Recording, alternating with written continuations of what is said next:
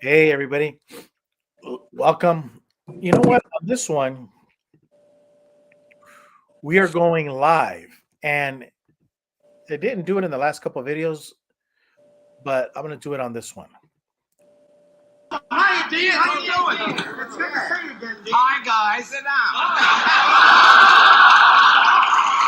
That's right. Hi, guys. Welcome to the show. We got we got an apology that we need to make. We have to ask forgiveness for having doubted Jehovah and his representatives here on earth. Because today, Elon Musk proved that the witnesses were right all along. And there is a title. So, um, and they say, well, how was Jehovah right? Well, you sent me this I guess an email. It's a website of Warwick, the city of Warwick, and the newspaper, warwicks.com. No, Or, I think it was just a website. It's a website. okay, or a bookstore. Yeah. Millions now living will never die. Predictions of the Jehovah's Witness and the Watchtower Bible and Tract Society. Oh, okay. So that's the book. Millions now living will never die. So this was around 1920, 1919. Mhm. And we all studied this in the Revelation book as Jehovah's Witnesses. There is no Jehovah's Witness that is not familiar with it. But with a caveat, maybe they're not the younger generations, the new Jehovah's Witnesses that are 20, 30 years old. Mhm. Maybe they don't know about it. Maybe they quit because we've been out over 10 years. But they slobbered this all over the planet in the early part of the 20th century. And they quit talking about it. But lo and behold, kind of like in Seinfeld, a new idiot comes out. Mhm. And Elon Musk came out and he proved that the Jehovah's Witness organization was right. Because in the auditing, they're finding out that there's 300-year-old people receiving Social Security. So Elon Musk discovers 25 million people ages 100 and above in Social Security database, some older than the Constitution. There are a lot of vampires collecting Social Security. Elon Musk's Doge team has unearthed jaw-dropping irregularities from the U.S. Social Security database. The numbers are truly mind-boggling. Over 25 million Americans registered age 100 and older, with some purportedly older than the U.S. Constitution itself. Last Sunday night, Musk tweeted a staggering claim accompanied by a table of ages, suggesting that the Social Security Administration might be paying out benefits to vampires. According to the Social Security database, these are the numbers of people in each age bucket with the death field set to false. Maybe Twilight is real, and there are a lot of vampires collecting Social Security, Musk equipped. So, this is the table. We go into 100 years of age. 5 million, 4 million, 4 million, 4 million, 3.5 million. So 200 years old. Yesterday and the day before, we were talking that I was saying on Saturday or Friday, right? That before this came out, is Judge Rutherford receiving Social Security payments? Is Frederick France, Nathan Knorr, Milton Henschel, are they part of this group here? This is what we're asking. Well, I'm asking. And one thing we're finding out in the news is that there's a lot of fraud going on, and 99.9% of it is tied to an NGO, which Watchtower is one. So why then do we say Elon Musk proved that the witnesses were right all along? Did you want to answer that? Yeah. Ronald Reagan in his 1963 RNC 64 speech, he said, actually, a government bureau is the closest we'll ever have to eternal life here on earth. And this is what we're finding out. Ronald Reagan was right. Jehovah's organization is right. Millions now living will never die because they're still receiving Social Security payments. There you go. And right there, look at the ages. At 110 and above, there's literally over 25 million people over the age of 100 that have not died. And how do we know they're not dead? They're getting paid. And here's the thing: the only Judge Rutherford was right. Millions now living will never die. The only thing he was wrong about was it wasn't now will never die. It should have been DEI. Will never DEI. DI. Diversity, equity, and inclusion. So there's millions of people past 100 years who are receiving Social Security check. They're receiving their diverse, equity, and inclusion. So we're including the dead people in Social Security. But now we had a difference of opinion on this, but I'm upset because the old Watchtower, the old guard, would be having a field day printing this in the Watchtower and Awake magazine, observing the world and letting everybody know that, Jehovah's kingdom is the only thing that can fix all this. But isn't it interesting that their silence is a killer? Watchtower is silent, and my gut says they're in on it. They're an NGO, and the names are going to be named. They said it, and this is the political climate that's happening right now. They're saying that names will be named. We're going to know the names of these people, or many of these people. And the sad thing is that some of these people are probably related to you. And this is where Jesse goes in. And why would it be sad that these people are related? Like, say, for example, somebody's watching right now, and their great grandfather is one of those people. This is what's scary, because did you say it's about 25 million people? Yes. This is what I'm scared about, and I'm deeply saddened to the core, because we were Jehovah's Witness elders, and we got to see people that who were involved in wrongdoing. When they were disciplined, they commit suicide. And so this is a matter of life and death, I think. Life, because people are paying taxes while they're alive, and then people are receiving Social Security while they're dead. Well, I would venture to think that that would be illegal activity. Am I wrong? Correct.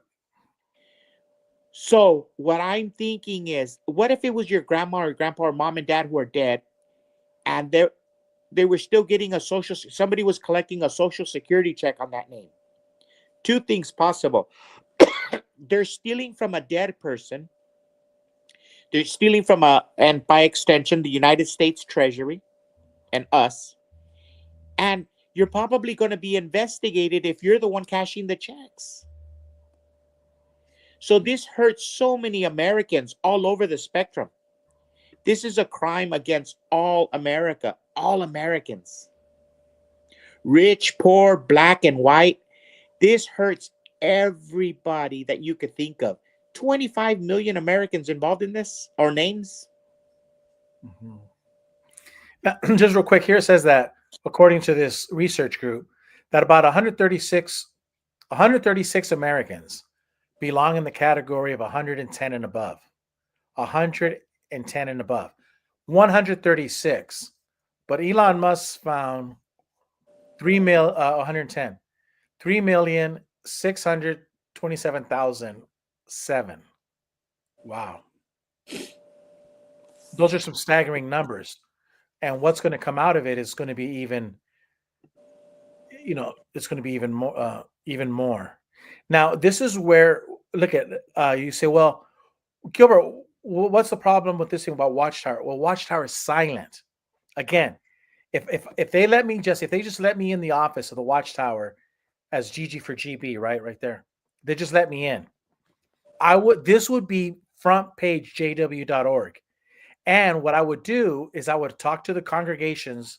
I would read them the story of what happened. And then I would share with them Acts 5, 1 through 11. And let's read it.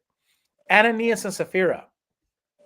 Compare this to what we saw with the Social Security fraud that's going on. Now, a man named Ananias, together with his wife Sapphira, also sold a piece of property.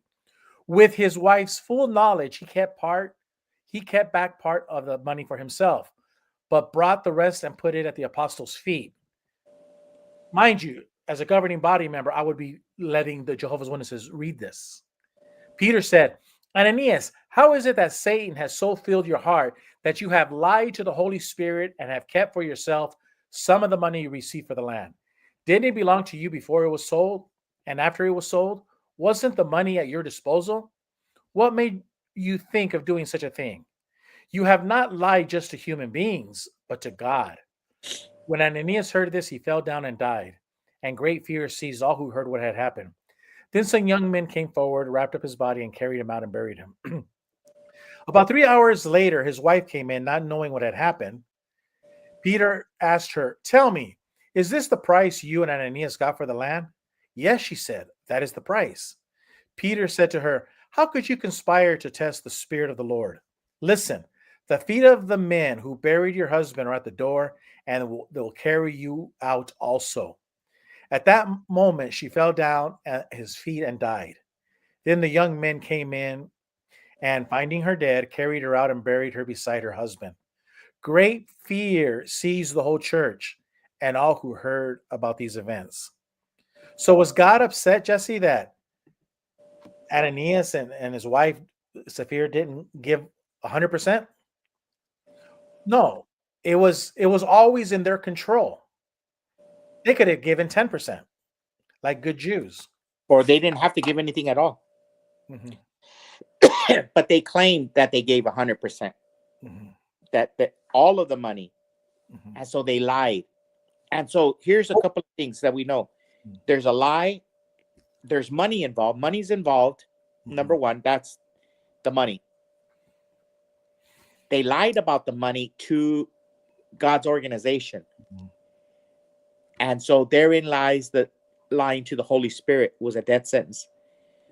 And so there goes what I was saying, that as if they would let me have my place at jw.org as a member of the governing body elect, I would be showing this article to the Jehovah's Witnesses and saying, not one of these dead people that are receiving money is going to a Jehovah's Witness. Not $1. Not $1 is going to somebody who worships our God Jehovah. That's what I would be saying. Well, That's what I'll be saying. And if any of this dead money knowingly is being accepted month after month after month, then may what happened to Ananias and Sapphira happen to you. That's what I would be saying. But Watchtower is silent and they won't talk about this. Yeah. So you would put the caveat, and you put it that knowingly, because that's what happened when Peter asked the wife knowingly. Is this all the money? There could be witnesses. There could be Catholics. There could be so many people involved of every religion, race, creed, everything, who are not knowingly involved. Their names are being used, or their loved ones, the deceased loved ones, are being used. So that's the thing. No witness should be involved in this knowingly. For example, I think the majority of the people that are getting these checks are probably going to be people who don't even, whose names that are being used don't even know that they're being used. They're being used. Right. Yeah. Now, Jesse, so everybody that would disagree with me, they're 100% right, and I admit I'm 100% wrong. But there's something in my gut that tells me that Watchtower is dipping in this fund. It's just because all of the money, all of the addresses go to Warwick. All of the Watchtower has hundreds of people, associates out there in the field, missionaries, Gilead graduates, just circuit servants. It's just everybody, and the great majority of them come from the United States, and so they have to have a place where they can have their mail sent to, a central. Watchtower says, "Hey, we'll take care of your mail." And then when you die, we'll just, I don't know. I don't believe one witness is involved in it. No, rank and file, no. Rank and file, no. Corporate, I'm thinking something else. Okay, I That's would just my think. gut. My gut I, says I'm 100% wrong. I have no proof. 100% of the rank and file, maybe just one person is, one lone Jehovah's Witness. I'm thinking in the corporation, in the paperwork of the Central Committee of Watchtower, I don't think they're clean. That's just me. That's I just think gut. I think they are clean in this one. I Mhm, would venture to bet $20 that mhm. no Jehovah's Witness is going to be involved, Correct. knowingly. Knowingly, Correct. I'm saying that. Correct. I'm saying that. Let's say they haven't sold the 25 Columbia Heights. We know that as to be the address. I'm saying that address, that of all of those people receiving checks, some of them go to the address on file at 25 Columbia Heights. Or right? the I understand that point. I don't think so. Okay. And let me just tell you why I don't think so. I just I have a think feeling.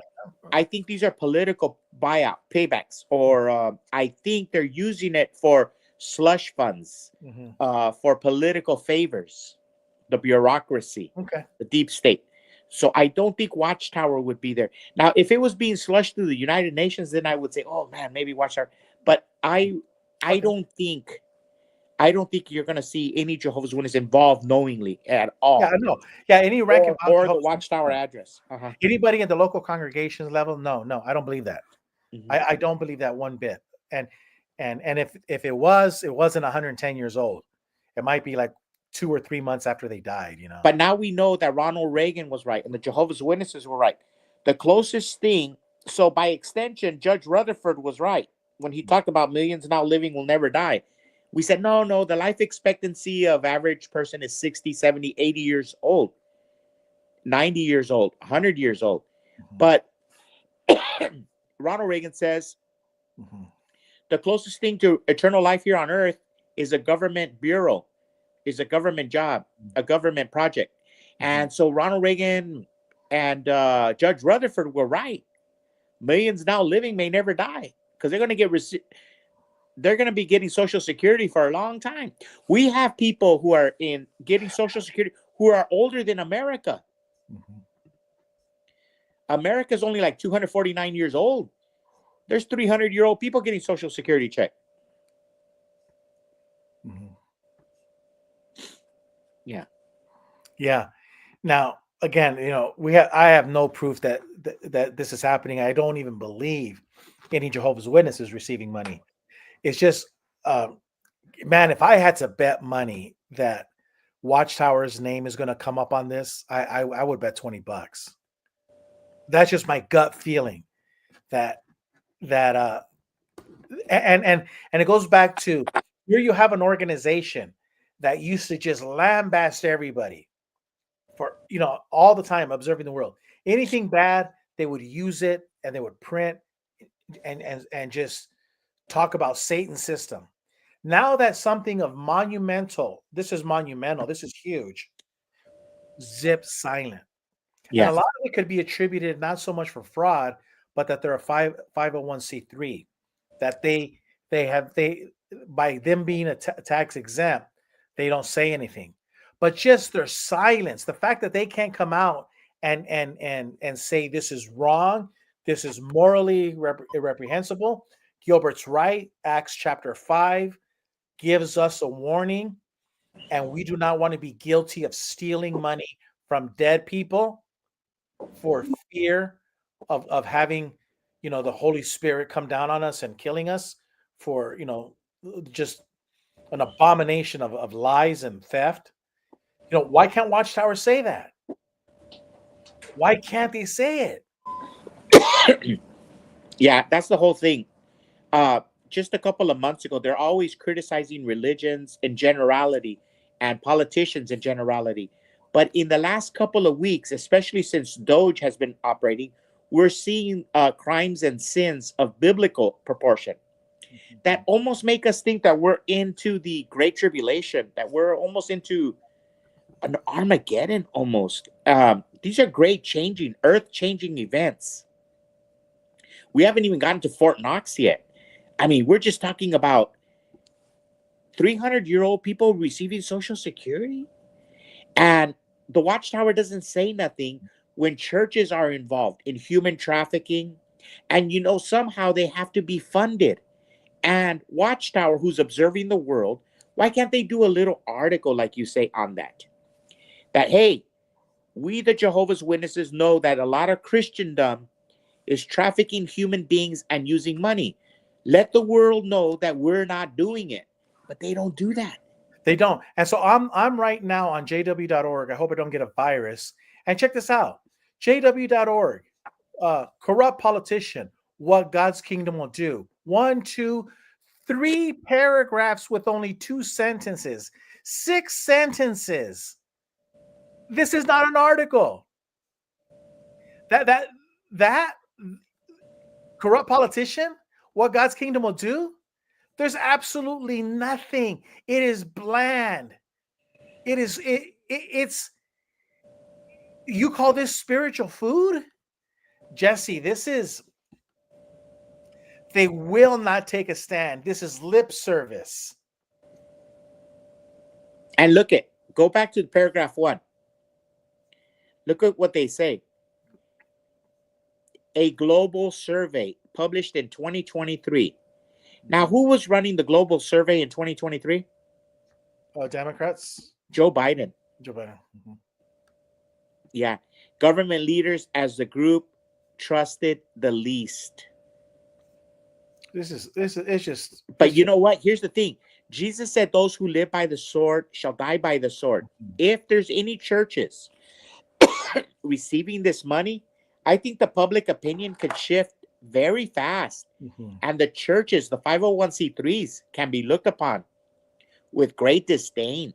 So Watchtower is on very shaky ground because them being a 501c3 NGO, they're not the most trusted people on the planet right now. Mm-mm. That's what I'm saying.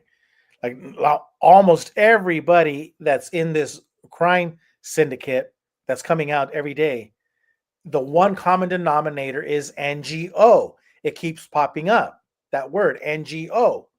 The judge that was saying that Donald Trump can't stop payments that they think are suspicious and fraud, he has an NGO.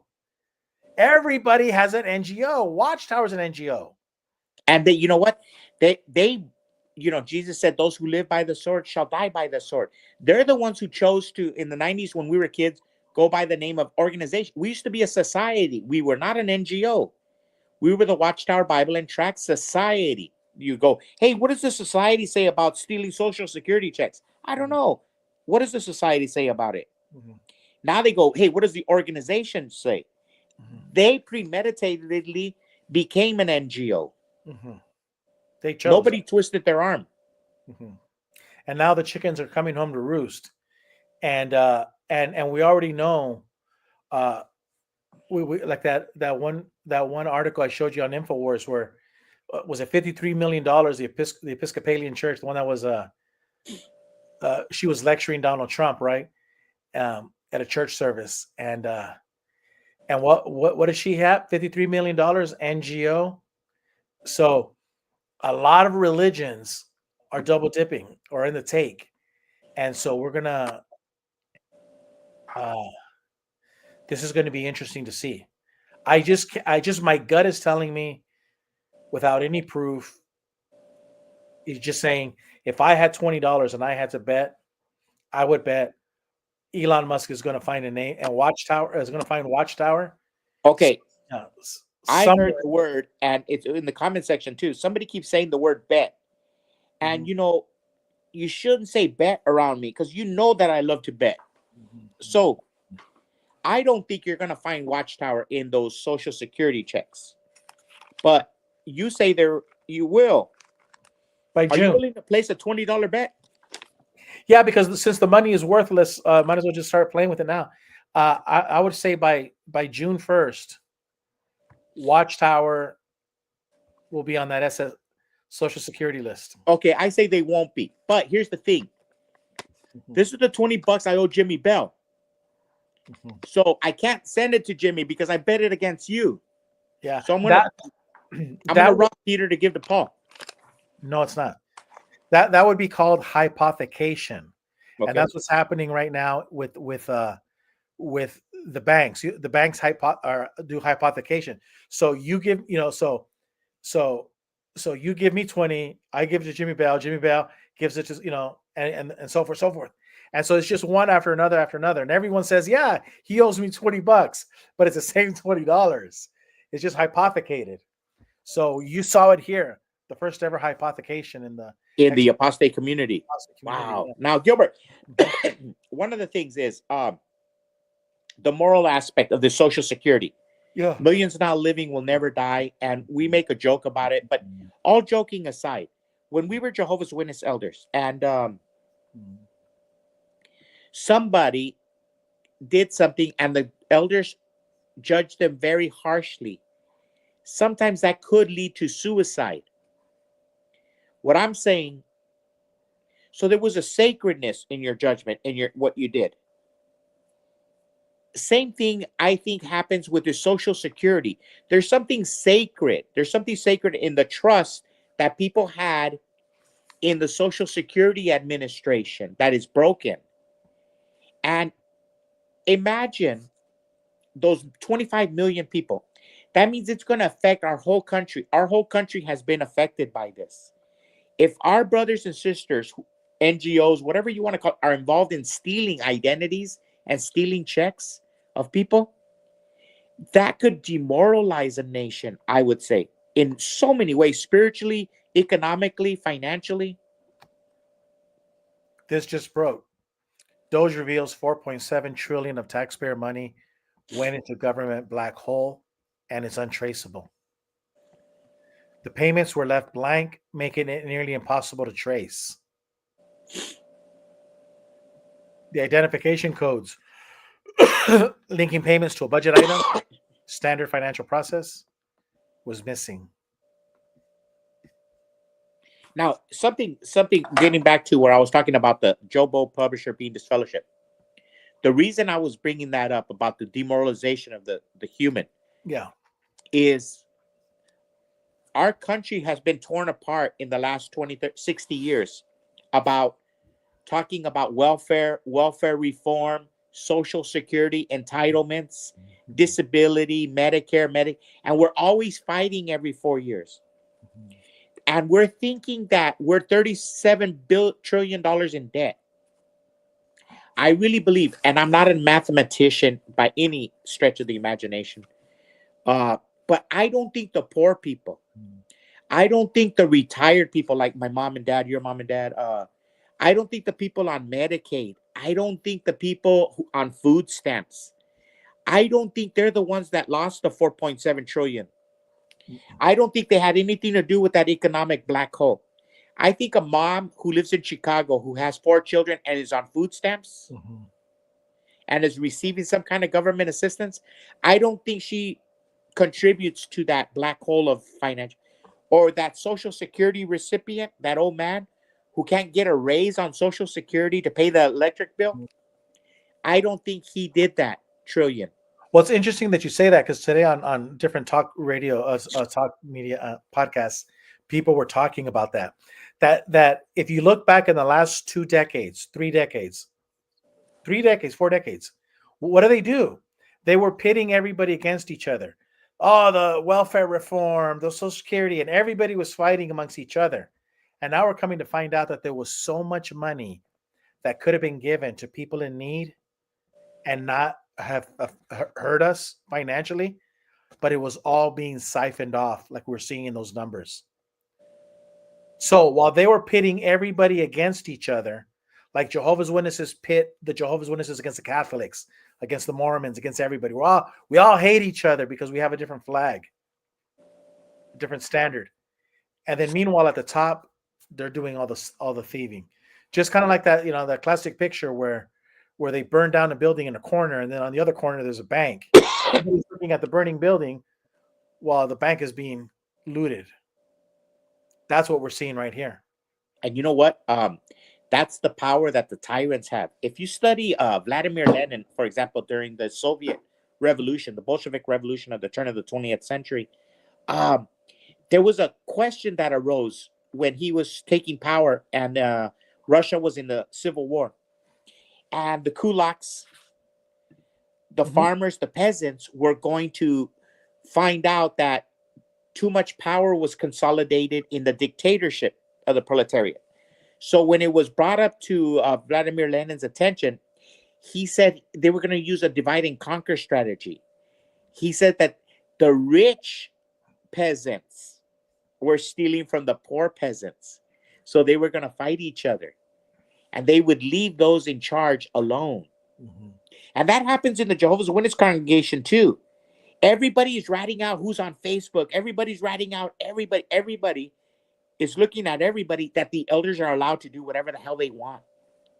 And the elders in the committee at the assembly all unanimously vote to give Watchtower, all that money, all that extra money, right? And says, you know what, we don't let's close our account with Wells Fargo. We'll just let Watchtower be our checking account. God, man. So while everybody, like you say, while everybody is trying to find out who's going on a date unchaperoned, they're stealing your money blind and Yeah. your property. So that's what was happening with us in the United States of America. In our church, it was a microcosm, but they were having us fight Republicans versus Democrats, rich versus poor, black versus white, entitlements, welfare recipients. We were criticizing the people on food stamps or the child daycare. That had nothing to do. They raided the treasury. There's plenty of money to take care of the poor. America is a compassionate country, a And I Christian don't country. and I Yeah. always say that on that no American citizen is under any obligation. No American is under any obligation to pay the tithing to the church. Not one American has to pay the tithing, because when you die, you can tell God that you not only paid your fair share of Social Security, but your employer paid it on your behalf, so it's double. And all of that money in Social Security went to help the young children and to help the elderly. So don't give me this shit that you need to pay 10% to the church. That 10% was taken from your checking account, Social Security, and it did go to the elderly, but not like it was supposed to. It was siphoned off. And for that, those people who are stealing from Social Security will suffer the fate of Acts chapter 5. But you American that's watching, and for you in other countries as well, you don't owe the church a damn penny. Your tax dollars goes to pay for the elderly. Now, is it being siphoned off? Yeah. But don't ever feel that you have to, or that you owe any church any money. You've paid your tithing and some. Yeah, exactly. And you know what? It makes common sense, because let's say a person makes $10 an hour on a 40 hour. That's $400. And let's say there's 100 million workers, 100 million workers in America paying taxes, and let's say they're taking $100. It's probably more than $100, huh? They're probably taking home 280. So let's say 120, and 100 goes to the federal, and 20 goes to the state. All over the country, that money goes to the treasury. So we know that there's a thing called sacred funds. A person goes and busts his ass to go to work 40 hours a week, gives that money with good intentions, thinking that it's going to go to Social Security. It's going to go. And then there's people that are 300 years old getting Social Security payments. We'll never going to, it's never going to end. Yeah. So Chad goes, we were used as slaves in Watchtower while they got rich. Chad, I've said this over and over again. It's the greatest wealth transfer in history. The transfer of wealth is what you're seeing. Watchtower got your labor, and this is your money. And then what do? They used your labor and your sweat while you built Kingdom Halls, and they transferred that wealth over here. So it's very simple. Never ever volunteer for these 501c organizations. If you're going to volunteer and put a roof, put it on some old lady's house in your neighborhood. You decide who it goes to, but you decide where. But these organizations have mastered how they take your generational wealth, your labor, and they transfer it over. It's called the greatest transfer of wealth in world history. Is we're going to see it happening in our lifetime, and probably in 2025. Now, the question is this. You said that we bet $20 that Watchtower's name is by going to show June up. 1st. By June 1st, Watchtower's name is going to appear on that Doge list on Social Security. I don't believe it. I don't believe it. But I've been known to be wrong. $20, I say. Yeah. I think there's no proof. I can't prove it, but my gut is telling me that Raymond France is still receiving checks. Raymond France is getting Social Security, or Daniel Sidlick, or Milton Henschel, or some missionary guy that died in Zambia, or Rwanda, formerly Mozambique, something like that. Yeah, And he's dead, but the Social Security money just kept coming in. I don't believe it because I don't believe it. Mm-hmm. I'm gonna go Saint Thomas here, Mm-hmm. Doubting Thomas, because that would be the hypocrisy. That would be the irony of ironies. Mm-hmm. That would be the hypocrisy. If a Watchtower governing body member who's expired was receiving one of those checks, I just don't see it. It's not humanly possible because it would be an affront. It would almost be an Ananias Sapphira moment. Now, I will tell you this: a lot of Jehovah's Witnesses, to defend them, made stupid decisions because the politicians have this rule that if you're a politician in Congress, you can actually get out of the Social Security system where you have to take money out of your checking account into Social Security. They have the rules for themselves, but they don't have it for you. But along comes the religious lobby that says, hey, hey, hey, what's good for the politician is good for us. So a lot of Jehovah's Witnesses, I knew one, the guy that sold me my car that's sitting out there. So about 6 years ago, when I went, Jim, my best friend, God rest his soul, passed away. And he says, Gilbert, he goes, it's a beautiful car. Jim is a mechanic. He goes, I really want you to buy this car. Because I had one just like it, but it was gray. And this was a beautiful white one, right? And he goes, the only problem is you're going to have to listen to him preach to you about Jehovah's Witnesses. He's not going to sell you the car unless you listen to the speech. So I bought the car, 2 hours, listened to, and he told me that he was more convinced today that we were living in the time of the end than he was in 1975. I didn't bring up 75. He brought up 75. And he was more convinced. But he gave up Social Security, his and his wife's Social Security, so that way they didn't have to pay it to the government. They could keep that money. And he used his reverend minister privilege. Now, it's a perfect program if you take full advantage of it. If you're making $100,000 a year, back in the day, and you're putting $15,000 in a retirement account, you're better off having that than Social Security. But he didn't do that. And the guy was super old and he was still having to work and it was a drag. And my friend Jim is like, my sister's suffering. We all have to pitch in to help. And it's just a sad situation. So in fairness to the Watchtower, maybe I'm wrong because a lot of Jehovah's Witnesses, like the governing body, opted into that, plan but I don't think so. And I'm not saying I am saying Raymond France. I'm just saying that address, that 25 Columbia Heights, now that they changed the address, there's dead people receiving money and Watchtower knows about it. That's just my gut, my hunch that I'm willing to put money on. There's another dynamic that you and I talked about this money, the Social Security, the theft of Social Security money, is that we talked about it, but that it's such a scandal.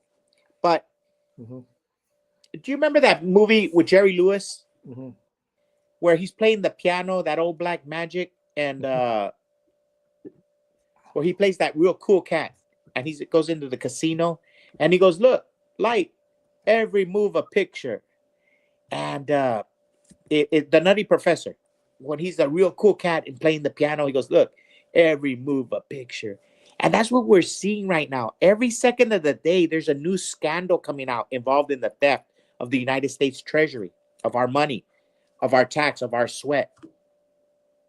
But the other scandal is that half of the population in the United States, I would venture to say half of the population, they really don't care that their money, their social security is getting stolen.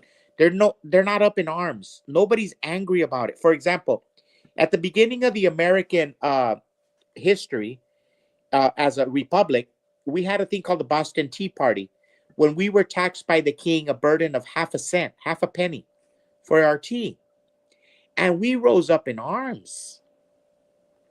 Here, the treasury is getting stolen by people for 300 years, 300-year-old social security recipients. And the half of the country, they think, what's the next Laker game? Hey, what are we going to have for dinner? Hey, when is the next Kanye record coming out? Did you see the Super Bowl halftime show? Half of the country don't give a rat's ass what's happening, that their money is being stolen. That is a tragedy, an irony, that half of the population doesn't care. And I really think that maybe they're not very smart. They don't even know that they're getting ripped off. That's true. They're like those dodo birds. Remember they went extinct because they'd stick their nose up in the air and the water, and the rainwater would come down their nose. Yeah. Yeah. Is this it? I see. Yeah. Yeah. See, you just missed it. Yeah.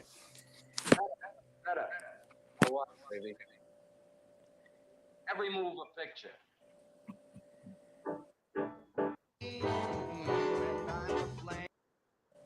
Yeah. He goes, every move a picture. Goes, hey, put the light on me. He's a real cool cat. And that's what I'm saying is happening on the news scene today. Every second, every hour, there's a new scandal going on. That I think the majority of the people, they're scandal overdrive. They're overload. It hasn't registered to them that there's people that are 300 years old getting Social Security. Yeah. They want to know, like, I go to the store and I talk to people. I went to the electrical store and I was getting some parts today. The new guy was there. And guess what he was mad about? He was in El Centro and he was at dinner with his family. They were getting some stuff. They went to the store, 20 eggs for $28. Now, $4.7 trillion went in the back. He don't care about that. He would never care about $4.7 trillion. That's so much money that the human brain can't comprehend it. I can't comprehend it. You and I can't comprehend 4.7 trillion. That is a scandal of scandals. That would break any other nation on earth. That much money that we lost that got stolen, that would decimate Mexico. That would probably decimate Canada. And we just lost it. Yeah.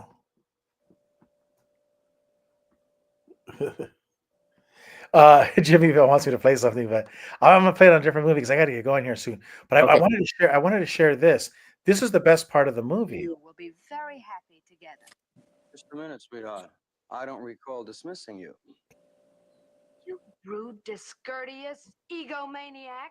You're crazy about me, right? And I can understand it. Only this morning, looking in the mirror before shaving, I enjoyed seeing what I saw so much I couldn't tear myself away. I don't recall dismissing you.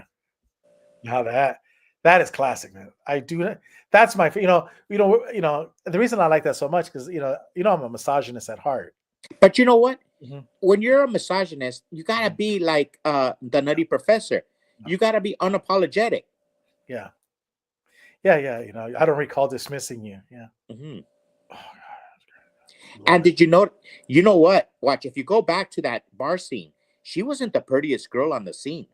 Watch. Go back to the bar scene where he goes, "Hey, light man, put the light on me." Watch. If you notice the girl in the back, you want to talk misogyny. She's not the prettiest girl in the back. I think the other girl on the back is the prettiest.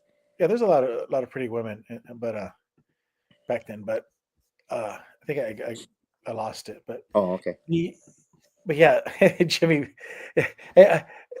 You know what? I'm going to send it to. You know what? We will play it. We will play it. But what I'm going to do is I'm going to send it to you because you know how you do the research for me.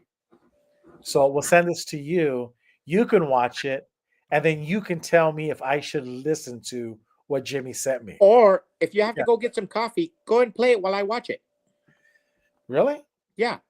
You could take a You know what? That's a good idea. Hey, you know what? I like that idea. Listen, because I really could use a cup of Joe. And Okay, so, put it on so I can watch it. hold on. Well, the thing is this. Because after all, I am wrong. Yeah. So this is how it is, guys. See, right here's a perfect example. Jimmy Bell just sent me something, and he wants me to show it to you because it's explaining what we're talking about. But that's not how I roll. I have Jesse, Governing Mr. body Fox. helper. Yeah, and he views this, and then he tells me, "Hey, Gilbert, I really think you should watch this." Okay, let's Then watch. Let me watch it. After it has gone, oops. Oh, send it. So after it has gone through the peer review process, then it comes to me. So I'm let's gonna see. watch it, Yeah. and I'm gonna do my research on it. Come on, babies. Baby needs a new pair of shoes. I hit refresh. Oh, there it is. Here it is, guys. Must see.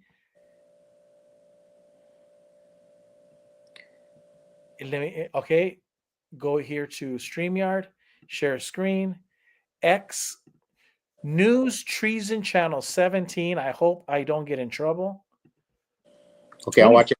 Or, yeah. With Bria. Bria, you are up next. Hi, how are you guys doing? Can you please hear me? Yes, we can. Oh, Loud and good. clear. I wasn't Love sure that my mic- energy. wasn't sure my mic was working. So I kind of wanted to build upon what I talked about the last time I called in, which was about the 3-act structure, and talk a little bit more about what is the description of a third act, because I believe that's what we're in. And there are some things that happen in 3-act structure, or the third act, that Bria, I'm sorry, not to interrupt, because I remember you. Your call was incredible. Could you really quickly, very quickly, just go through for anybody who didn't hear you last time what a 3-act structure is? Okay, so to give people a little bit of background, I have a history of working in Hollywood in the script development arena. So I kind of know how movie structures go. So the first act of a movie is basically the establishing one. And we would probably liken that to be President Trump's first term in the White House. That's where we established his environment. We got an idea of what he had to deal with. We got an idea of who the bad guys were. And then the second act is when Biden won, quote unquote, the election, and Trump, quote unquote, lost. And that's when he went on his solitary hero's journey, which surprised all of us, including the main character. And then Biden, who's what we would consider the antagonist, seemed to win. And during the second act structure, the evil people, or the antagonist, seems to get bigger and more stronger and more dominant, whereas the hero side seems to have to overcome obstacle. So by the time we get to the third act, that's more of like a beachhead. That's getting to a beachhead of a place where we're rooting for that hero to reach that point. He's now got a position where he can either defeat the enemy totally, or it gives the impression that he has defeated the enemy. And I feel that there is a certain sense of feeling from people that the enemy has been somewhat defeated, and that is actually not how it goes. But so when we get into the third act, as I said in the last time, now the pace starts to quicken. So you're going to start, and Mark, you were even talking about how, oh man, it's one thing after another. Exactly. It's supposed to be a succession of events that happens faster and faster. And your audience doesn't have as much time to process the events like they could before. There wasn't as much time to absorb it. Now it's like one thing. So the object of the third act is to kind of get people through an emotional final ride to the feeling of edge of your seat. So that was even like, I'm loving to watch this movie. I'm on the edge of my seat. Exactly. So there's a couple things that happen. The third act goes in a succession because everything that we've been watching all the way through to this point has to be tied in a nice little bow. There are a number of subplots and main plots and setups and payoffs that have to happen. And so we're watching all different types of through lines come to the very end. Okay, so that has to take time. But if the writers do it right, they will get you to the point where you don't notice that it's seemingly, oh my God, it's coming from this direction and this direction and this direction. It all is sort of making sense. It's like a big circular round, and then eventually you get there, but you feel the building of leading up to. So here's one thing I want to tell you. There's an observation that I've made that the White Hats have done on purpose. And that is that they've had audience A, which I believe we call the normies, and audience B, which I would believe us. And the reason why I think that we are annoyed to a certain extent with this movie is because Q gave us kind of the script already. We already have seen the movie in a way. We've already emotionally arrived at many of the places that we are waiting for our friends, colleagues, loved ones, spouses, whatever, to get to. And when you run into people who don't want to hear what you have to say, it's like, have you ever been to the movies with someone that's already seen the movie? Do you want them to tell you how it ends? Do you want them to tell you how the next big event is going to happen? No. You paid for the movie. That's the experience you want to go to. There are people that I know that spend hard-earned cash to go and watch people get chopped up with machetes and you know, those, you know, I don't know, chainsaws, because that's the experience they want to have. So, but here's what I think is very important about that I want to get to. And that is that there's two things. The audience, in order to be able to believe on both sides, on us too, because I think at some point, the writers of this movie are going to bring both audiences together and we're going to be rooting for the same team. But right now we're not. But we have to believe that the enemy has unleashed everything onto his villain or onto his defeat, or, you know, the hero. We know some of the things that the enemy has in his quiver, and they're horrible. The normies are just starting to see that. They have to get to a point through this part of the third act to where that enemy unleashing all he has on the field, because if he doesn't, then it doesn't feel believable when the hero defeats him. And on the other hand, the hero has to defeat him with something that we never really saw coming. But when we think back, oh yeah, that made sense. Oh yeah, he did talk about that. Oh yeah, he did possess that skill, and we kind of blew it off. But it's got to be something that we really are like, wow, that was brilliant. We never really saw that coming.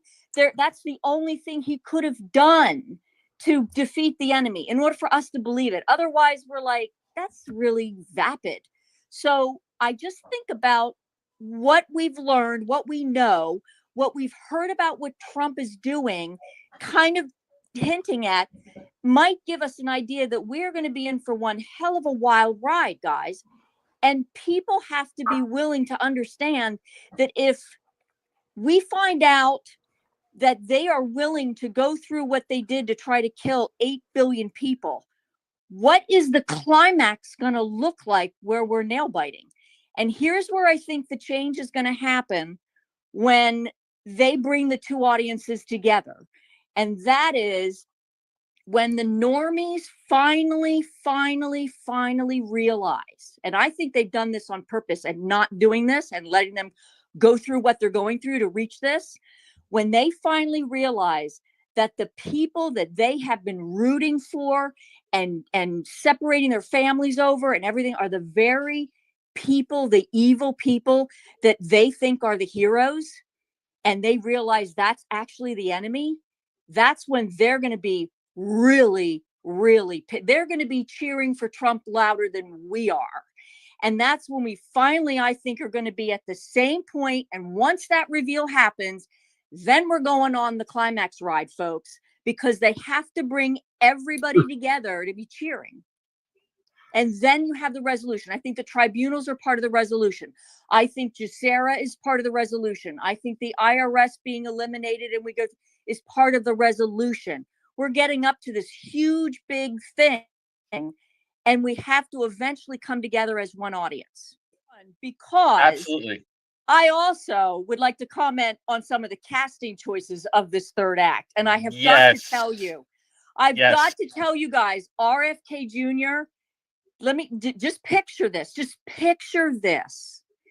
That man, not only is he good looking, not only does he look like he used to be a bodybuilder in a former life and he's got his background, but the thing that's the level of that I saw that I just think is just an excellent casting choice is that voice.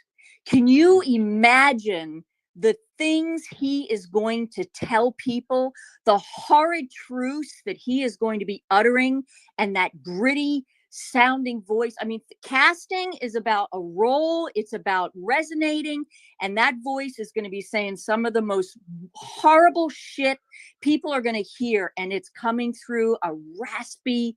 It's just awesome. It just was like awesome. Can I just jump here? Go ahead, Mark, please. Gilbert, can you pause it for a second? Now, she's talking about casting. You know, I'm more romantic. I'm a romantic.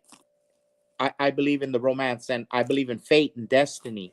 And remember, like in that movie with Michael J. Fox, you are my density or whatever. But like Robert Kennedy, she calls it casting, that it was cast. But see, I don't believe that. I believe that it's destiny. I believe it's destiny. I believe it's fate. Because this man had lost so much. And Jesus talked about it. The first shall be last. The last shall be first. So there's things called fate.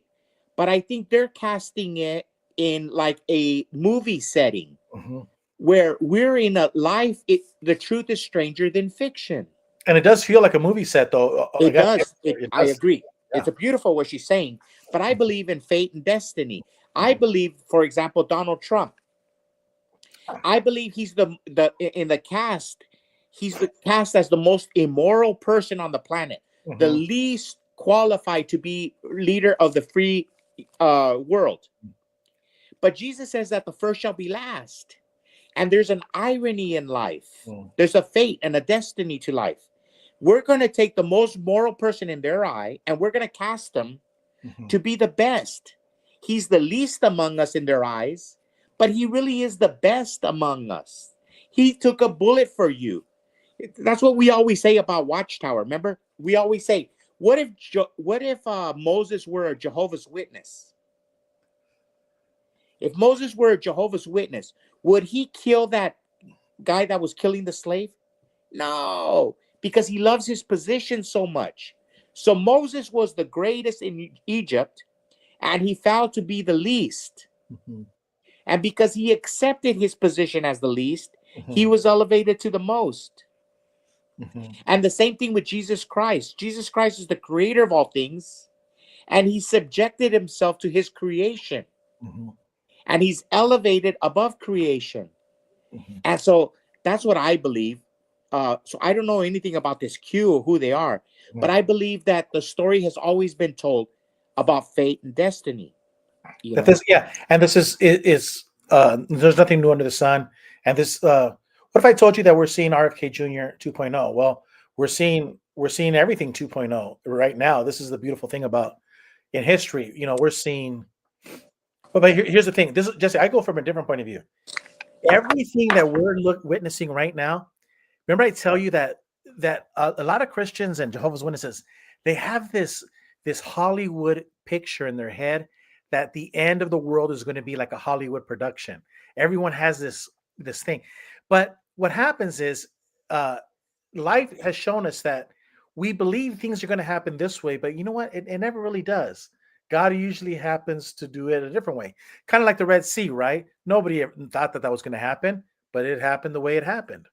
So fast forward to 2025. Everything that we're seeing right now, Jesse, now you don't have to believe it. I'm not saying this is Babylon the Great of Revelation. But everything that we are seeing has the hallmark of the biggest whore humankind has ever seen. There's never been a whore as big as the 2025 Babylon the Great. And I think she's being revealed for who she is. I think bangers have something to do with it, deep state or whatever. I think we're living in 2025. I'm not saying we're living in Revelation. I'm saying we are living in 2025 in the discovery of a harlot that 2,000 years later, we're not going to be talking about Julius Caesar like we're talking today. We're talking about Julius Caesar 2,000 years ago. No, 2,000 years from now, we're going to be talking about what happened in the year 2025. And you know what? The Interesting. revealing of this great, because we are in the greatest movie production ever, And since the greatest story ever told. Go ahead. And we agree with these people. And like Jimmy, what Jimmy's saying, we agree. We just tell it in a different term. Do you remember when Jesus walked the earth and he was with his apostles and his disciples, and they saw 20 over there, a group of people who were not with Jesus, and they told Jesus, they're not with us. And Jesus said, leave them alone. Leave them alone. Leave them alone. Hey, can we go back? I want to hear the conclusion of it while you drink your coffee. Yeah, you know what? I would rather die, Jesse, if someone says you can't drink coffee anymore. Send me home, Jesus. I mean, Bria, yes, Bria, absolutely just brilliant, genius, everything you said. I love how you come from Hollywood and you're describing the arc of this story we're watching. It's like Sun Tzu's Art of War meets the Karate Kid. You even described why a lot of our accounts were shadow banned and throttled, because they don't want to spoil the ending of the movie, which was freaking brilliant. Right. But here's the part that I was hoping you would bring into the parlance of Hollywood. When you call back to what I said about the pace at which things are coming, you know what stage we're in right now of every one of these movies? We're in the montage. You got to show a passage of time, a montage. Yeah. We're in remember the South Park scene? I queued it up. We're gonna need a montage. A sports training montage. We're in the montage where all these things happen so fast that they're too fast for the viewer to comprehend them all. So they do a little 3-4 minute montage, and you realize, okay, they just trained. Now they're strong. Now they can box. Now they can do sit-ups hanging from a tree, and now they're ready for the fight. And that's what we're doing, because not everyone, no one can pick up everything that's happening right now. We are literally living through the montage, which means we are headed to, as you said, the climax. Yes. Yep. Brilliant, Maria. Brilliant. I now know how I've been so frustrated with my family for 7+ years. I've seen the ending of The Sixth Sense, and they're still walking around going, why does that kid keep saying I see dead people all the time? And I'm like, right. Here's something else I want you to also think about. Q talked about the sum of all fears. Didn't he say that? He said it's like the sum of all. Yep. Well, Number of yes, times. but he's also telling you the type of movie you're watching. If you watch that movie is about it's a political thriller. But understand, the main idea of the movie we're watching is what? Q told us what it was. Only at the precipice will the people find the will to change. So that's the whole point of the movie. So every scene is going to go to that movie. So if you watch The Sum of All Fears, whatever the main idea of that is, but it's a movie where you don't know who is the good guy, the bad guy, until what? Till the very sort of ending third act, when it all starts to come together. But The Sum of All Fears is also a movie that you also want to see a second time, because you end up missing shit. And you want to see why they did that. Q gave us the script for the people who are interested in being the behind the scenes movie people. We want to be the behind the scenes movie people. And quite frankly, shows like Joe Rambo Show and Eye of the Storm and Dave, your posts and everybody's stuff. What are you doing? You're telling everybody, hey, this is how the movie's being made. Even the cute little prop shit with the 17 on the bottom of the inauguration stage. I mean, people in Hollywood do that stuff all the time. They put those little Easter eggs in there for the people who are on the movie or for the people who are in. I mean, constantly, all the time. So but I gotta laugh. I gotta laugh about Pete Hegseth and Kristi Noem. Go and look what Kristi Noem looked like in 2018, 2019, 2020. Somebody told her in order to be in the movie, you got to wear hair extensions because she looks like she just got off the cover of Sports Illustrated. And when I watched this, I was like, oh my God, these people are going to be in front of the television a lot because the normers are going to be watching them. Yep. Well, what about Pete Hegseth?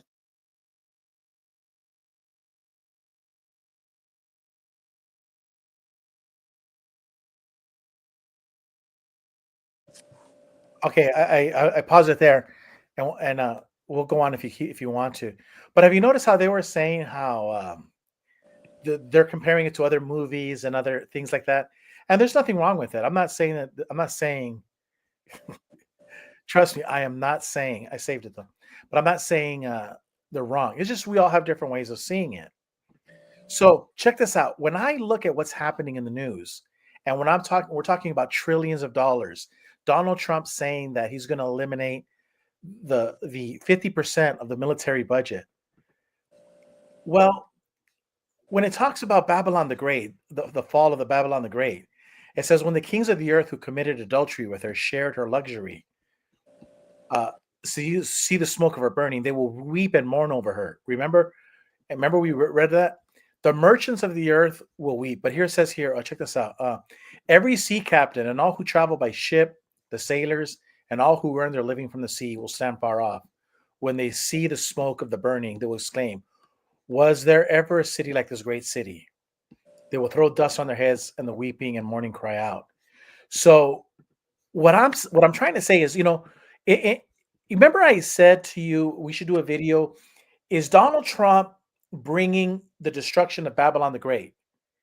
Well, we're not saying that's what it is, but we're just saying that everything that we're seeing right now is not what you thought it was going to be when you were going to the Kingdom Hall or you were studying your Bible. Everything has changed. Your world has changed. It's totally upside down. And what you thought was this, it isn't. It's something else. And when I keep going back to this Babylon the Great, is what we're finding out is that through the Doge system, it really is like a prostitute because she was in bed with everybody, all these NGOs. She was giving the money. And then comes along Donald Trump and he's saying, not only am I going to destroy Babylon, but I'm also going to cut half the military.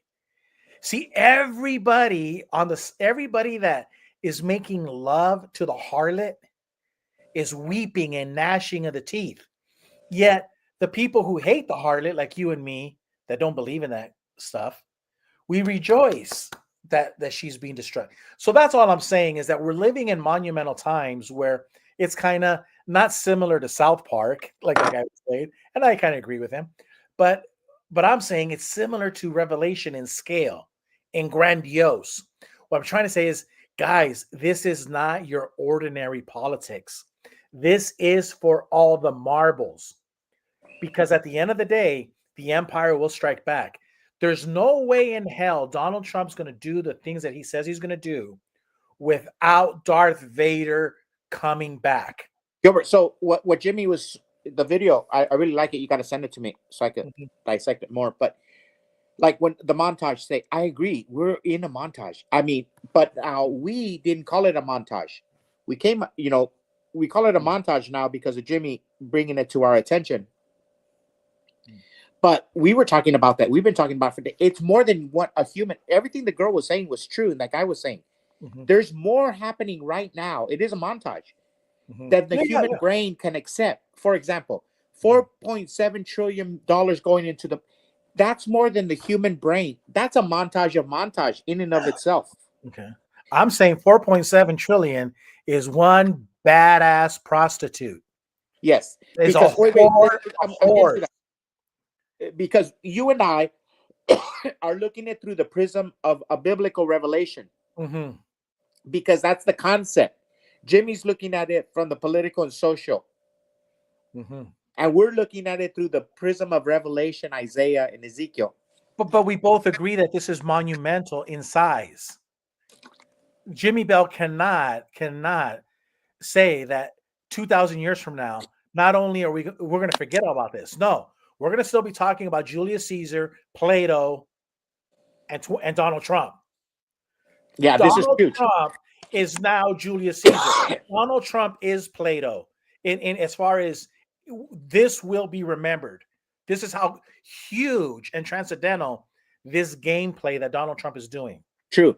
And the way that Brie girl was narrating the Yeah. events that before our eyes are very eloquently said. Mm-hmm. We happen to be narrating in the sense of biblical, of Jesus coming. You know, we because that's our whole focus in life is Jesus. That's what our focus is in life. You know, we're Americans, but at the end of the day, we're Christians. And is Jesus going to come back in our lives? We don't know. But we do know that we're in a, yeah, we agree. We're in that montage stage. I would have to agree with it. Yeah. I'm live right now. Yeah. I'm live with my brother. So, hey, Gilbert, are you going to send it to me? Are you going to send it to me? It's 7 more minutes. You want me to keep playing it? Yeah, if you're going to take a break so I can finish watching it. You want to keep playing it? I'm going to turn my mic off and I'm going to watch. Okay, so we'll go to share screen. And this is the final part of the Jimmy Bell He doesn't video. have hair extensions. Well, I call her brunette Barbie in the Ken doll. Okay, so that's all I'm gonna say. And we've been talking about this for a long time. I mean, human psychology, marketing 101. Do you think it's a coincidence that every person in administration is incredibly good looking? No. Right. Not at all. Exactly. It might as well be a beer commercial. I think a bunch of men wrote this movie. No, nothing against them, but anyway, it's good. Thank you, Bria. Incredible job. Right. That was okay. I have never seen a caller blow up the chat like that. That was incredible. She's amazing. But I just want to revisit one thing that she said because it's so important, right? And it's literally go back to our good friend Drew James, and I'm not calling out Drew. I love Drew. But she just gave you the answer that we have been screaming about for a year, right? People cannot wrap their heads around why has the mainstream media not been taken down? Why is Maxine Waters still out there doing that? Why? She summed it up perfectly. Every person on this show right now has experienced that moment, whether it was last year or 20 years ago. Has experienced the moment where you realize you got tricked. Yes. And then you realize you got tricked by somebody who was intentionally trying to deceive you. And that is a horrible feeling. Whether it's your girlfriend or the news, it's a bad feeling. You don't forget it. You can't recreate that moment. Everyone must live that moment. So what she was describing, that moment where the people, that 4 to 6%, the people screaming, the people in these videos, realize that CNN's been lying to them this whole time. Realize that their favorite politician, their favorite podcaster, their favorite whatever. That's the moment where your matrix gets shattered, and you must allow everyone to go through that individually. If you simply took down the mainstream media and told everybody the truth, if you simply took down all the politicians and told everybody the truth, then it would just happen all over again because they wouldn't learn what it's like to get tricked. Once you learn what it's like to get tricked, you never go back. And that was, to me, that whole thing was brilliant. But that is exactly why we sit here every week. Oh, these people aren't getting it. Oh, they're singing this terrible song on television. Oh, look at the people screaming on X. I've said it from the beginning, and I believe it. And I think Bria would agree. You are going to see, like, they're going to be hanging people on the gallows. There's going to be videos of them confessing, and there's still going to be people telling you it's not real, just to get that last group of people to see the lying in real time. I think that is incredibly important. That's why all this is still happening. Can I say something to that, Dave? Because what you're describing is narcissist abuse. This getting tricked, right? And I'm sure everyone on this panel and everyone watching has dated a narcissist at some point. And that getting tricked over and over, when you have been gaslit so many times that you don't even know your own reality, that is severe trauma. And anyone who's been in that situation knows recovering from that, it's really hard. But we're in a different situation, are we? Like, what does it take to recover from that? We're not just going to show you that you've been gaslit. We're then going to give you the on-ramp to a speedy recovery, right? Because now you have, I don't want to sound weird, but Trump is your daddy. And this is what we've created. We've got this guy. We've got this system now that's going to bring you in for a soft landing.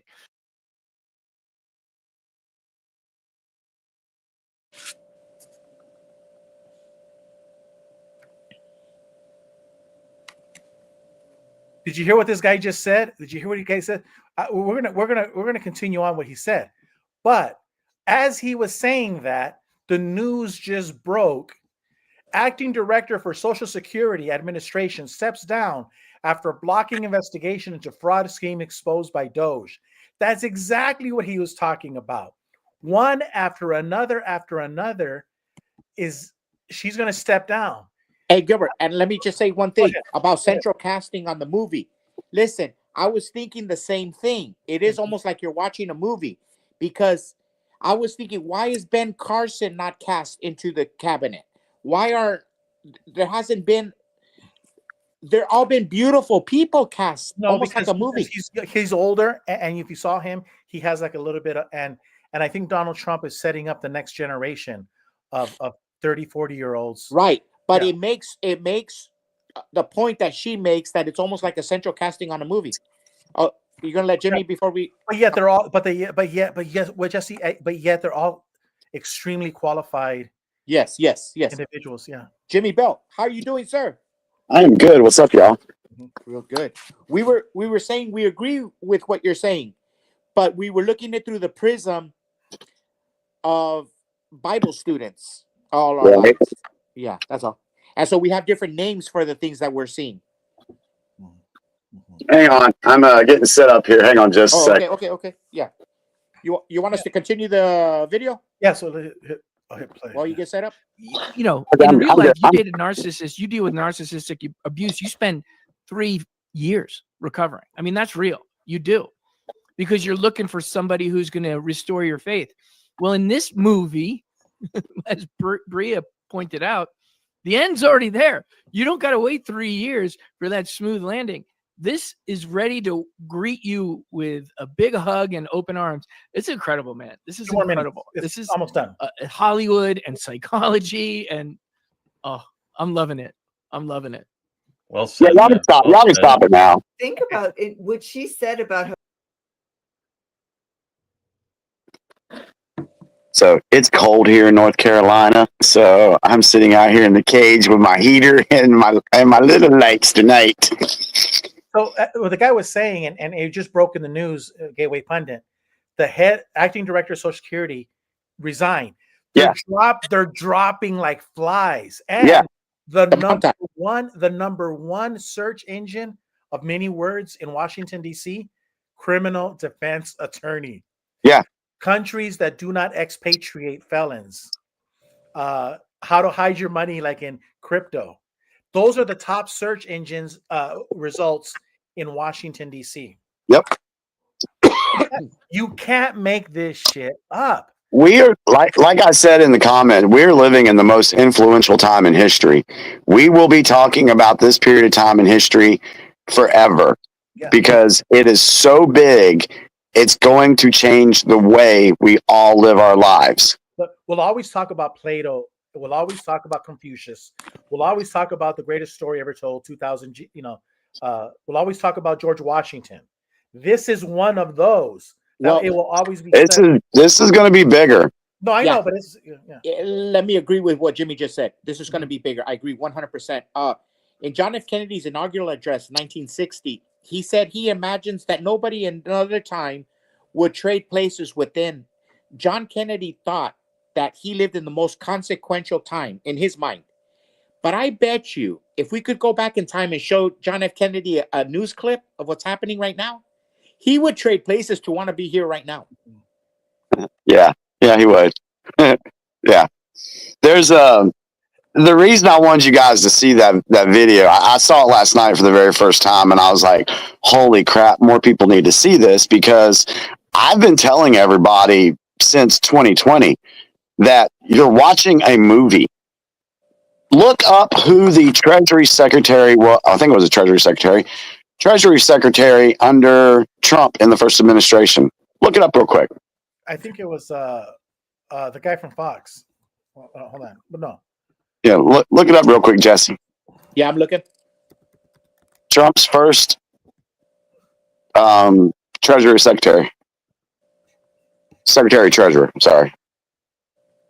I know right now it's Bassant, but I don't know who. There's I'm going somewhere with this. Who was it? Steve Mnuchin.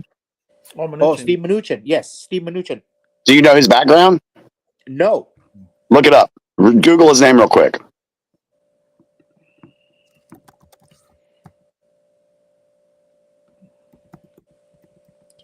Investment banker and former United States Secretary, is an American investment banker and film producer.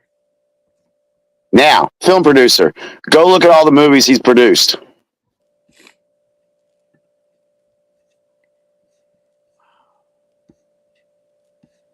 Like what? What did he produce? Dune Entertainment, 20th Century Fox, X-Men franchise, Avatar. Rat Pack Entertainment joint venture, Rat Pack Dune Entertainment. American Sniper, Mad Max, Fury Road, Relatively Media. Filmography, Lego Movie, Winter's Tale, Edge of Tomorrow, Jersey Boys, This Is Where I Leave You, The Judge, Annabelle, American Sniper, Blended, Run All Night, Get Hard, Mad Max. So those are all popular movies, right? Yeah. And you got him being the Secretary of the Treasury in the Trump administration, someone who knows how to produce a movie. This goes right along the lines what the caller said, explaining that we're watching a movie. And this is why I like what they brought out about, for us that have been down this road for a while and we know what's going on. We kind of have an idea what's going on. Why we got banned or shadow banned. Because we were putting out so much information they didn't want a lot of us to get ahead of the story. Like hydroxychloroquine and ivermectin. You Right. could say that. Even Jehovah's Witnesses would disfellowship you. We talked about that yesterday. Yeah. If you were at the Kingdom Hall back then, even the JWs would disfellowship you. Well, see, you're describing we're talking about two different things here. One, you're talking about the controllers who didn't want the right information to get out. They didn't want people to know about HCQ. They didn't want people to know about ivermectin. What I'm saying is folks like myself and other digital soldiers, we're putting stuff out on our social media that maybe the white hats didn't want out yet because it wasn't the right time. Maybe we were a couple of steps ahead in the movie and maybe we got shadow banned because we needed to cool down a little bit and let everybody else catch up. That's plausible. It's plausible. It may be the case. Or the controllers didn't like what we were saying and kicked us off. I'd rather go with that one. Me too.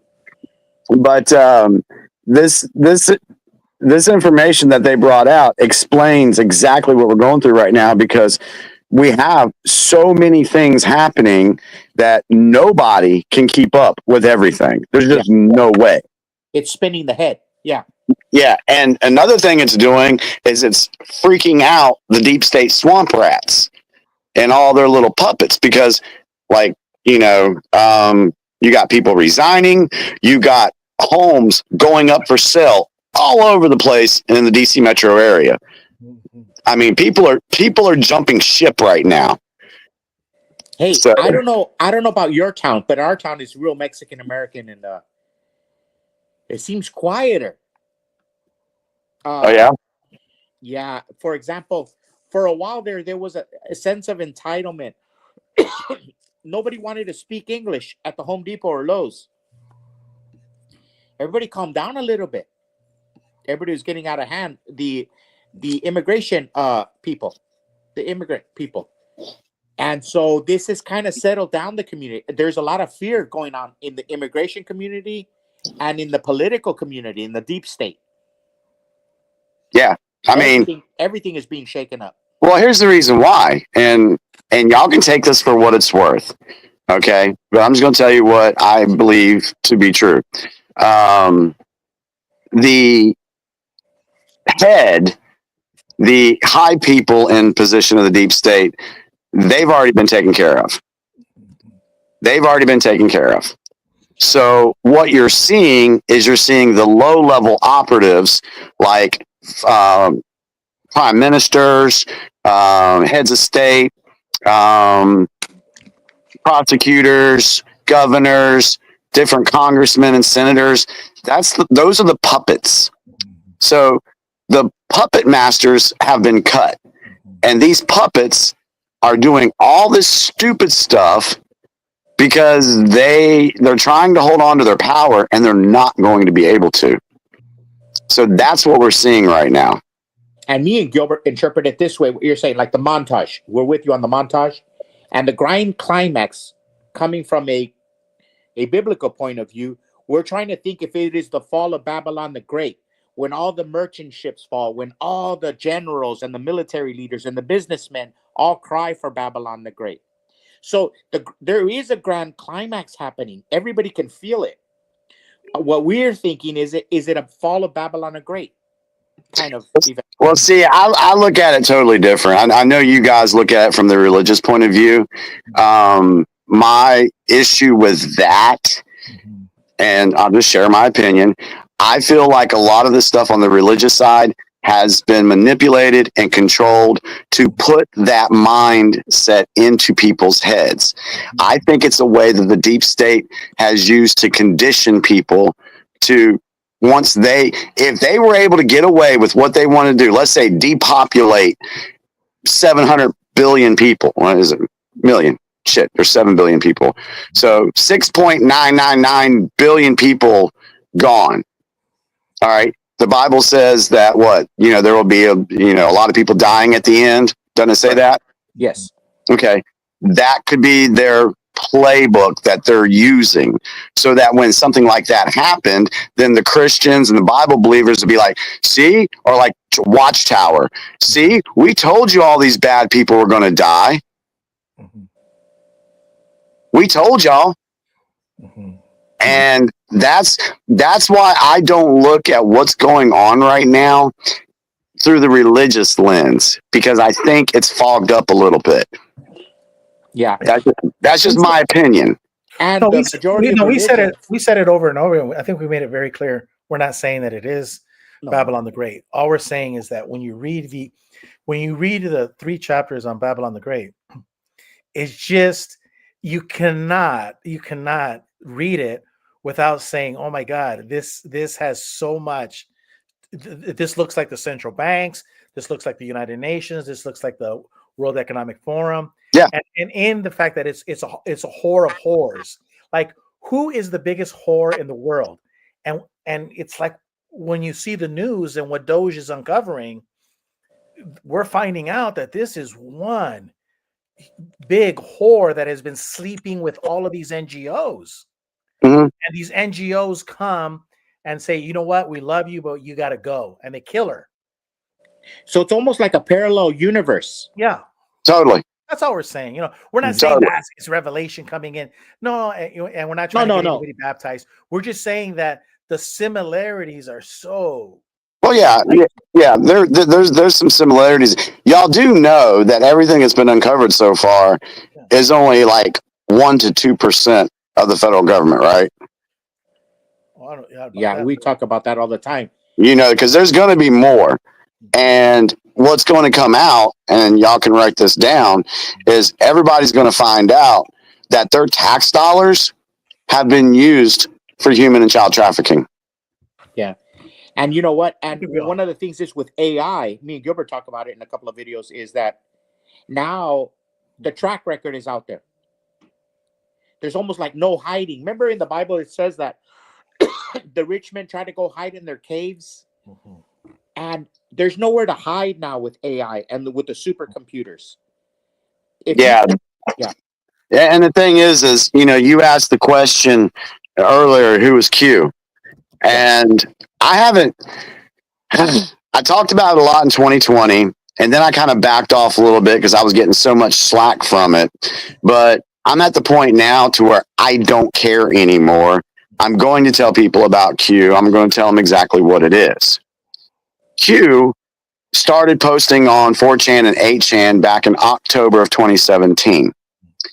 Basically, what Q is, it's a military operation to disseminate information to the public bypassing the mainstream media. And it has to be done in a way to where they can't violate classified information. So that's why there's a lot of questions. There's a lot of clues in there. So then you have people that go and they take this information and they do what we call decode. Everything matters. The post number matters. The timestamp matters. Spellings. Have you ever looked at Donald Trump's post and noticed a misspelling? Yeah. Yeah, that's intentional. Like Kofifi, for example. Yeah. Well, I mean, like he put up something the other day. He said something stolen, but he spelled it STOLLEN. There's an extra L in there. So what we do as decoders, we go back to the Q post, we put in a single L, and then a post comes up and tells us what's going on right there. And it matches up perfectly.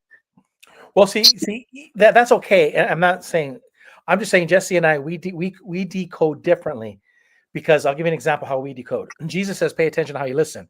So we're listening. And Donald Trump says he wants the 51st state to be Canada.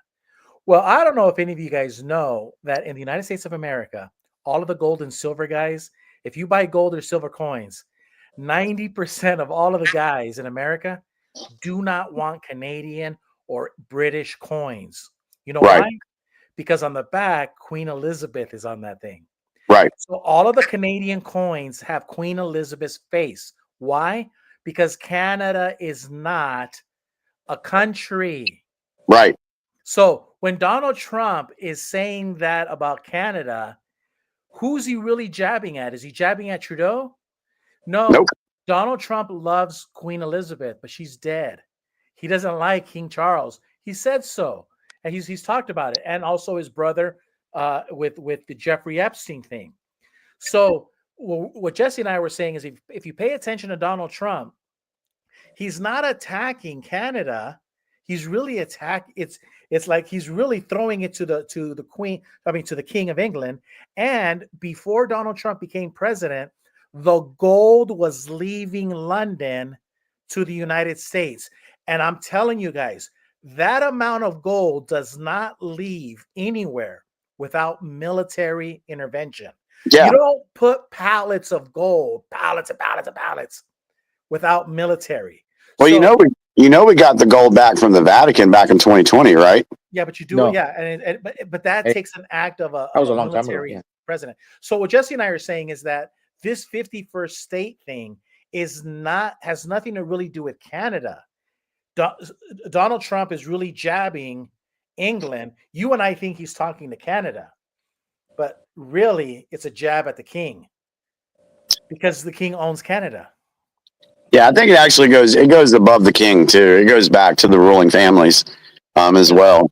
So, and what people need to remember, the way Trump operates is, are y'all familiar with the Overton window? No. A little bit. That Glenn Beck talks a lot about it. Okay, so the Overton window is basically you put information out there and there's a different level of understanding from the public. So there, and you can look it up real quick and just Google Overton window. So what Trump does is he'll say some of the most outlandish things, like, oh, we're going to make Canada the 51st state. Oh, we're going to take and run Gaza. Okay. He says stuff out. He puts that stuff out there because he's moving the Overton window, the way the conversation goes. He's not saying that's exactly what he wants. That's basically starting the conversation. So people will be like, what? No, you can't. No, we're not going to let you take control of Gaza, and it causes the other Arab nations to finally step up and do what they need to do. So it's very interesting the way he operates, and a lot of people they don't catch that. But well, that happened with Ukraine because he was talking about having half of getting back the money that was stolen, right, and half with the mineral deposits. But then, since he's having peace deals with Putin without Zelensky, he also mentioned that maybe Russia would just keep the whole damn thing. Well, and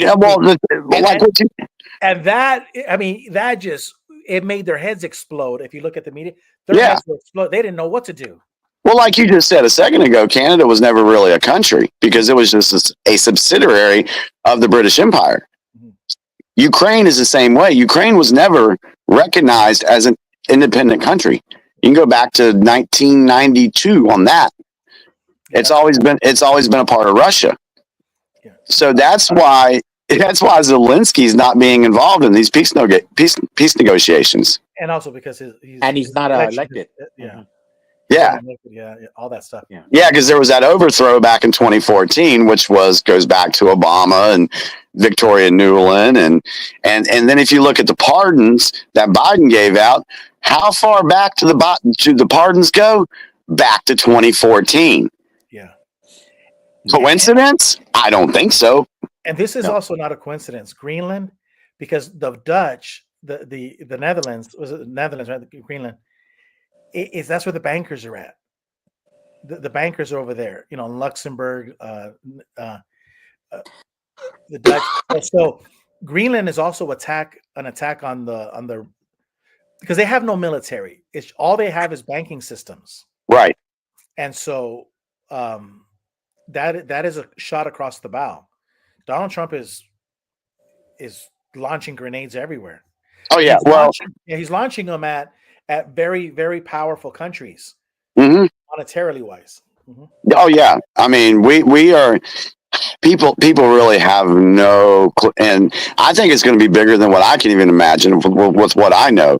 But with what's coming up, first you got to do all the exposure. You got to drop this stuff out so people can start accepting. It's like she was saying that there's going to be a climax, and then eventually the audience is going to come together.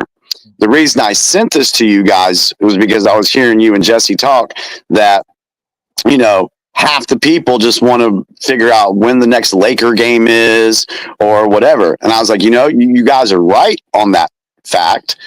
However, we're going to get to a point to where they're not going to give a damn about the Lakers games. They're not going to give a damn about what they're going to be eating for dinner because the information that's going to be produced, they're not going to be able to hide from it. They're not going to be able to run away from it. It's going to be in their face. You know what, earlier, Jesse you mentioned earlier, Jesse, how everybody's trying to pit us against each other, like the Social Security recipients, the welfare. We talked about that. Well, now the news today, it looks like they're becoming best male friends. Vladimir Putin and Donald Trump are like, hey, we don't need to be fighting each other. And that is creating heads to explode on the other side. And this goes back to what I've told folks. Mm-hmm. Trump has been working with Putin, with Modi, with Kim Jong-un, with Xi from China, with the Saudi Arabian prince, and Bolsonaro. They've all been working together. So many people just like to focus on the United States. But when we say this is a worldwide operation, because you got to think about it, it has to be a worldwide operation because the deep state went worldwide. Mm-hmm. So you can't take down the deep state just in the United States. You can't take them down just in Saudi Arabia. You have to take them down everywhere. And see, Jesse, this goes back to our disagreement that Jesse and I got in a huge fight over, and it had to do with the BRICS system. And guess who was not involved in the BRICS, Jesse? England wasn't involved. Netherlands was involved. All of those European countries were not involved. And the BRICS had no choice because United States under Biden stole Putin's assets, 300 billion, just took it away. So he left Putin with no alternative. But isn't it interesting now that Donald Trump says, no, the American dollar is going to be king. Nobody has a problem with it. because nobody wants that job. Nobody wants to have the world currency. It sounds great, but with it comes a lot of baggage.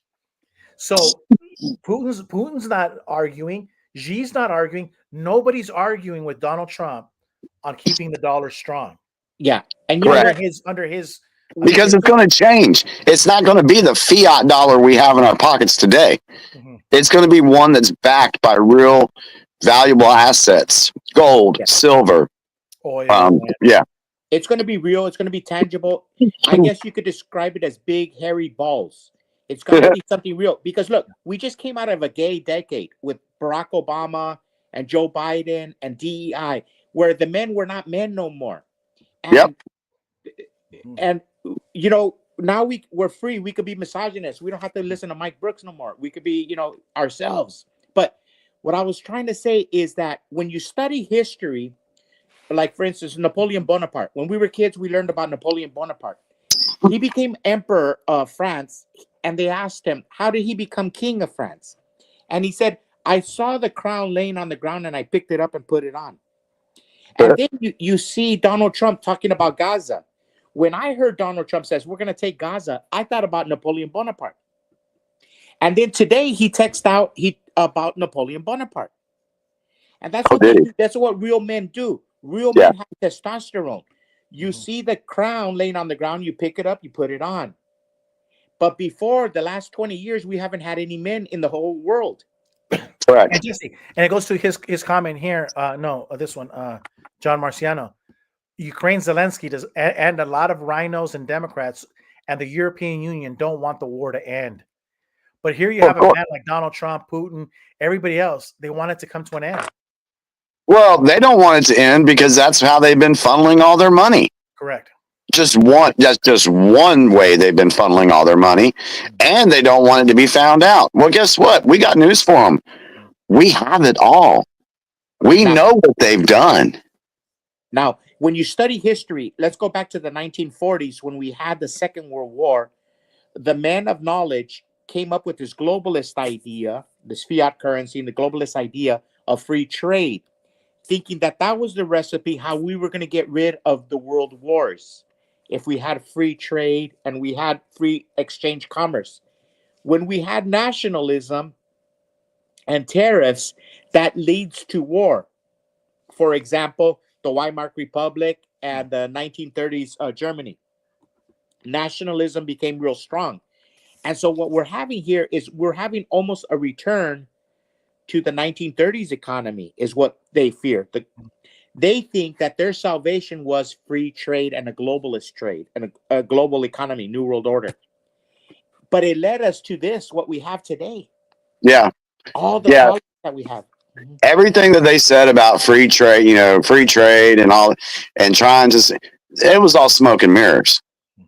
They were what they were doing is they were creating a system that was almost untraceable so that they could just launder all of our tax dollars. Yes, that's and what also, it came and to. also, that's what it and came also to. because what's his name? The Texas billionaire Ross Perot. Ross Perot said that the sucking sound was going to come out. In the 1980s, there was a Wrangler factory on Arizona Avenue and 16th Street, Yuma, Arizona. They made Wrangler jeans, and they were always less than $20 because everybody in Yuma that went to high school knew that come August, somebody's going to have Levi's 501s for $20, and you were going to buy those $20 jeans for school come September. We just knew it. So we had a Levi factory in the United States. We had a Wrangler factory in Yuma, Arizona, and Levi's are not $20. Wranglers are not $20. And you mean to tell me that they went overseas to save money? No. Yep. It was a lie. That free trade thing was a lie because it wasn't free. And this free trade stuff and all that, all it did was harm the republic. We lost jobs. We lost prosperity. People's equipment. It was the most important. Yeah, people's lives were ruined. Marriages were ruined. I mean, look at the escalation in the divorce rate, from start in 1990, 1992, somewhere right in that area. Look how high the divorce rate skyrocketed. Look how high single parent homes became. And look at the inflation, the unemployment, the loss of factories here in the United States. It was their goal to destroy the United States from within, and that's what they've been doing. And they're doing it again right now. And Well, but they're not going to. No, Donald Trump put a big wrench in the system. We Huge destroyed wrench. the small town. We destroyed the small town. But see, and what folks need to remember, and I know this is going to be hard for folks to think about this, but Donald Trump was not the creator of all these plans and everything. He had some say in it, everything, but the military, the good military, is the one that went to Donald Trump back in 2012 and said, "Hey, we're thinking about taking Obama. We're thinking about removing Obama from office forcefully," because the military, the white hat military, knew what was going on, but they met and they were like, you know what, if we do this, what kind of crazy chaos would that create in the United States? Because nobody would have known why the military went in to take Obama out. Everybody would have thought we were in a coup. It would have created chaos and division in this country. And yes, we would have been in a civil war. So the military decided, you know what, we're going to take the long route. And Donald Trump, they asked him to run for president. The military did. And so Trump said, okay, I'll do this, but we got to make sure I win. And when we do this, we've got to show the people what the deep state has been doing to them. And that's Donald Trump's role, is to show everybody what kind of crap we've been living under for all these years. So it really pisses me off when I understand people have a hard time grasping some of this stuff, but when they just have TDS and they're all Trump this, Trump that, Trump that. I'm sorry, guys. For folks like that, they have no clue what the bigger picture is here. None. Yeah. But they will find out. It's going to happen. Hey, you know what, Jimmy? Let me feed off of what you just said on the end about Trump derangement syndrome. Because in the Latin community, Hispanic community, there's a lot of fear. And so when we go to dinner, when I talk to my friends, anybody, there's a lot of Trump hate based out of fear because they're seeing what's happening with immigration. And they call it a racist. And I always mention that if you look at what happened in Mexico today with the Senate, they approved to go in partnership with the Green Berets of the United States. The Green Berets are going to go to Mexico and they're going to train the Mexican military. They're already on the ground. They're already on the ground. And if you look at some of the most powerful people on the planet right now, influential people, in the old days, it was the Jews and it was the rich people, the bankers. Now you have Latin people. Like, for instance, take Marco Rubio. Take Nayib Bukele of El Salvador. Take the former president of Brazil. You have very influential Latin people that were never in the table. They were never in the table. Mm-hmm. And so now you have a group of minority people being on the table. African Americans are very influential in the conservative movement. Yep. And the old Republican Guard is being diminished. Absolutely. Yeah. Yeah. We are witnessing the destruction of the old guard. And when I say old guard, I'm talking about the deep state players, right and left. Yeah. That is what we're watching right now. And, you know, when Q started posting, and just get back to that real quick, the Q operation consists of 10 people, less than 10. There's less than 10 people that know the plan. So if anybody else is out there saying, oh, they got inside information on this or that, they're lying to you. Okay. So that's why, you know, when you watch some of these influencers, some of these conservative influencers, they have been, we call them a patriot, PAYTRIOT. Yeah, because look at what Cat B says, Gilbert. Look at Cat B's last comment. It goes to what Jimmy said. She's right. Yeah. Yeah. Right. Yeah. Because they're getting paid. They're getting paid to keep the system propped up. So that's why there's some influences out there that I don't even pay attention to because I know they're patriots. So those you got, and that's why I tell people, be careful who you follow. And I've said that in the XJW community as well, because if you don't think that there's controlled opposition in the XJW community, you're naive. Oh yeah. Right. Oh, we've talked about that before. But we always say, if you're going to follow somebody, follow Jesus, for crying out loud. Subscribe, like, and all that other stuff. Yeah. I understand the place for it all, but yeah, you're right. And see- Sometimes, like, dude, you're taking it way too far. Yeah. And this is the only reason why. Well, this is one of the reasons why I don't monetize anything. Because I don't want somebody to come back to me and say, "Oh, Jimmy, you're just getting paid to say all this stuff." No, bitches, I'm saying it because I care about humanity. Yeah. And speaking of caring about humanity, Valerie, just going to say this real quick. Yes, she started purchasing gold-backed currency from Florida. Yeah, they actually have more notes than the other states. Got more coming Thursday. Good for you. I've been thinking about doing a video on the gold backs and explaining, Valerie, they're not an investment, but they are a savings account.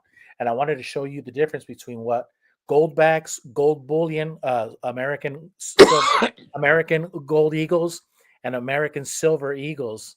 The difference between those three, and how words mean things. But man, I'm glad she mentioned that. And with that comment, maybe I will do a video this week explaining the beauty of gold backs. And you know what the gold back has also proven to me without a shadow of a doubt, and this is not going to happen, but maybe there's enough gold back. That company has proven that there's enough gold in the world, and they can break it down to 1/1000th of an ounce and put it in the bill form.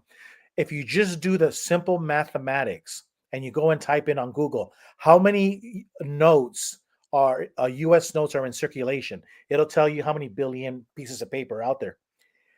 God has made sure that as the population of Earth has increased, so has gold for some reason at the same percentage rate. So for some reason, as the percentage of human beings go up, so does the amount of gold. So God has put enough gold and silver in our hands so we can all have it. But the bankers always try, like Babylon the Great, they always try to get all of that into their central coffers. Yeah. And Goldback is a perfect company that has proven beyond a shadow of a doubt that we do not need to have paper currency. You could literally put everything in the hands of the people. And guess what? All you have to do is, as presidents say, you cannot take goldbacks out of the country. And all of that gold is in the hands of we the people, like the Constitution says. Correct. So you don't have to have it in a vault in Fort Knox. It's in the hands of we the people. This is why Q put out a post that said gold will destroy the Fed. Oh, absolutely. And so that was a post put out probably like 2018, 2019. So when that lady in that video said, we were given the script, we were told how this stuff was going to play out. Some of us just jumped on it. And that's why a lot of people, they'll be, Jimmy, how'd you know that? Jimmy, how'd you know this? Well, that's because of the research and the stuff I've been looking at. And also, gold will destroy the Fed because if they find out that they stole the gold and say they moved it, if you just type in on Google, how many treasury notes does the Federal Reserve have? So Donald Trump can actually say, we don't owe the Federal Reserve nothing. Exactly. And he literally slashes like 40% of the debt, just gone. Yeah. But the other thing too about the gold, and this is where Jesse and I go on the religious angle. Gold is truth. Robert Kiyosaki says God's money, gold and silver. And all it is a weight and balance. You put 1 ounce of gold here and you put, a horse and carriage over here. So for example, a saddle that goes on the back of your horse costs 1 gold coin when George Washington was president. Right. Today, that same coin is worth $3,000, and if you go to Google, how much does a saddle for a horse cost? 3,000. So it's just a measurement, a weight of measurement. Right. But we say this: that gold and silver is the truth, and the lie has a shelf life, and the shelf life of the Federal Reserve says it's expiring soon. It's Well, turning into sour milk. the way it was set up, and I think we mentioned this on Ruby's show last week, but the way that the Federal Reserves are set up, their system is good for about 40 years. And then they need a reset. So if you look, okay, so let's look at the timeline. It was created in 1913. 35 to 40 years later, what happened? I'm at that 1970 meeting of no 1913, 35 to 40 years later. 53. No. What year? Oh, I'm sorry. Okay, so maybe 20. Let's go 30 years. 30 years. World War II. World War II. Okay, 30 years after 1940. What do you have? Bretton Woods. Us coming off the gold standard. Right, Nixon. Then what did you have another 30 years later? 2070. The housing crash. 9/11. 9/11. So all of those events were pre-planned and designed to prop up the Federal Reserve. Well, yeah, but a lot of people are saying the same thing, but they're going with the 70s Bretton Woods, and we're 51 years into it, 50. And everyone is saying that no matter what, you can't fight God. There's a 50-year jubilee, and Correct. everyone is calling it that. Dude, it's not a coincidence. 50 years in it, every currency since the beginning of time, it all fails, every single last one. But the jubilee, the 50 years, that's what even God did with Israel. It's like, hey, after 50 years, we hit that reset button on the computer, we turn it off, and we restart. And everybody knows that the United States, we are witnessing the Great Reset. Even Klaus Schwab says it. Yeah, well, the Great Reset's dead. It's not going to happen. The reset in that the money system. Yeah, that's what they wanted to do. Yeah, it's going to. We are going to go through one, Jimmy. There's I want to. Yeah, but it's not going to be what the deep state wanted. No, it's not. It's not. You're off on a tangent. Get to the reality, not the supposed reality. I'm not in agreement. All right, so yeah, I don't look at me and King of Dots as being frenemies. I just think that I've looked at some other things that he hasn't, and I don't care. This is where I've gotten to the point. I don't care if someone agrees with me or not. Doesn't bother me. No, but King of Dots loves fighting. I know. Yeah. So he's pushing your buttons. Don't even go. Don't even. Yeah, I know. Yeah, he's funny. I like the guy. Good guy. But so I've been on this path, and every day I feel personally validated when something comes out, and I'm like, oh my God, okay, all right, that happened. Awesome. Like today's date. Well, this is kind of weird. Kash Patel goes up for his confirmation tomorrow. All right. There have been 16 Trump cabinet members already confirmed. Yeah. Kash would be number 17. 17 is Q. Q is the 17th letter in the alphabet.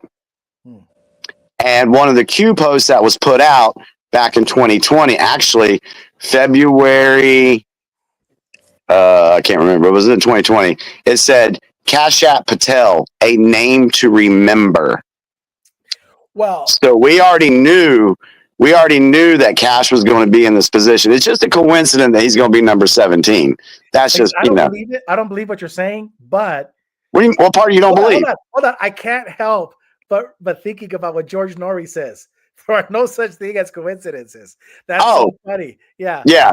So, well, see, here's the thing. How many coincidences do have to happen before it's mathematically impossible? Well, I know that's what I'm saying. I'm just saying, like, you get older, you realize when George Norrie would say that, I used to yell and scream at him in my car at 2 a.m. when I'm working, thinking, you're full of crap, George Norrie. That's just not true. And the older you get, you realize There's no such thing as coincidence. There's no such And thing. see, and I know a lot of things that I mentioned. I mean, hell, when I mentioned in 2020 that CV was a joke, the jabs were a joke, the lockdowns were a joke, the mask was a joke, 6 feet distancing, it was all a joke. Every bit of it. No, And when I said that 6 feet was not a joke. 6. I want you everywhere you'd go, like Wells Fargo, 666. They would have it. 666. yeah. They would have the 666 was everywhere. Yeah, they That's just not they a just coincidence, man.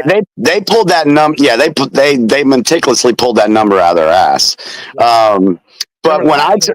Yeah. when I told people all that stuff back in 2020, I got the same response that just seen a second ago. It was like, oh, well, we need evidence of that, Jimmy. I don't believe what you're saying.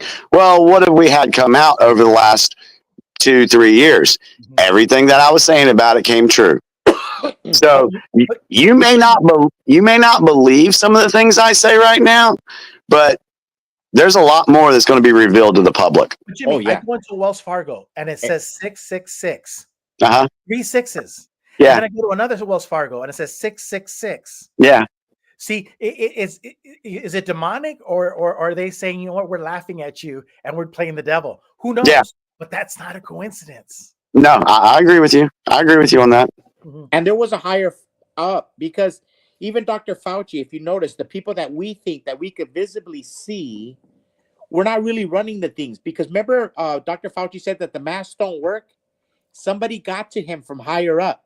And then he came out and says, yeah, the masks do work. So there are people who are out of sight who are really running things. And they have the people that they allow to see. Yeah. Well, that's why Trump has always said we are battling an invisible enemy. That's what he's talking about. Naturalnews.com. Guy's a food scientist. Mike Adams, everybody knows who he is. He says they're finding like a fork, right? A plastic fork. That amount of microplastics in your brain, dead people's brains. But some people are saying, well, how is the microplastics getting in? And there's no proof. But they're saying people are putting things in their face or their vicinity, and those plastics are somehow being inhaled. And could that be how they're getting it? All of it? Yeah. So I'm not saying, but I'm just, Well, it goes to get those plastics into your system. There's other ways to do it too. Yeah. We talked about this on Ruby's show the other night. Every black plastic utensil you have was made out of recycled electronic equipment. So when that stuff heats up, when that black spoon heats up while you're stirring your chili, guess what's getting in your chili? Yeah. Microplastics. Yeah, microplastics, yeah. And that's why, your Tupperware, you're not supposed to heat up Tupperware, but if it gives off microplastics there, if you have a plastic cutting board and you're slicing your chicken. Yeah, that's common sense. Yeah. Yeah. That's just, but a lot of people don't think about that stuff, Gigi. They don't think about how plastics can get into your system in another way. Say that the wood, or if you use wood, it can have mold. That's true. But all you have to do is boil water and put it on top of the wood. And guess what? In Mexico, all day long, the guys there with a big old mesquite board, chopping up that wood. I mean that carne asada and making tacos. Ain't no plastic. You may be getting some wood chip fiber in your diet, but guess what? You ain't getting no plastic in your diet. Right. And then we go off into the tangent of everything that they're putting in their food. That's a whole other story. We got into that the other night on Ruby's show. We were on that for like an hour. But it's just these people, they have been trying to find many different ways to cull the herd, because that's been their whole operation, was to depopulate the earth. Hey Jimmy, I don't know anything about Q. I don't know nothing about Q. That's fine. That's fine.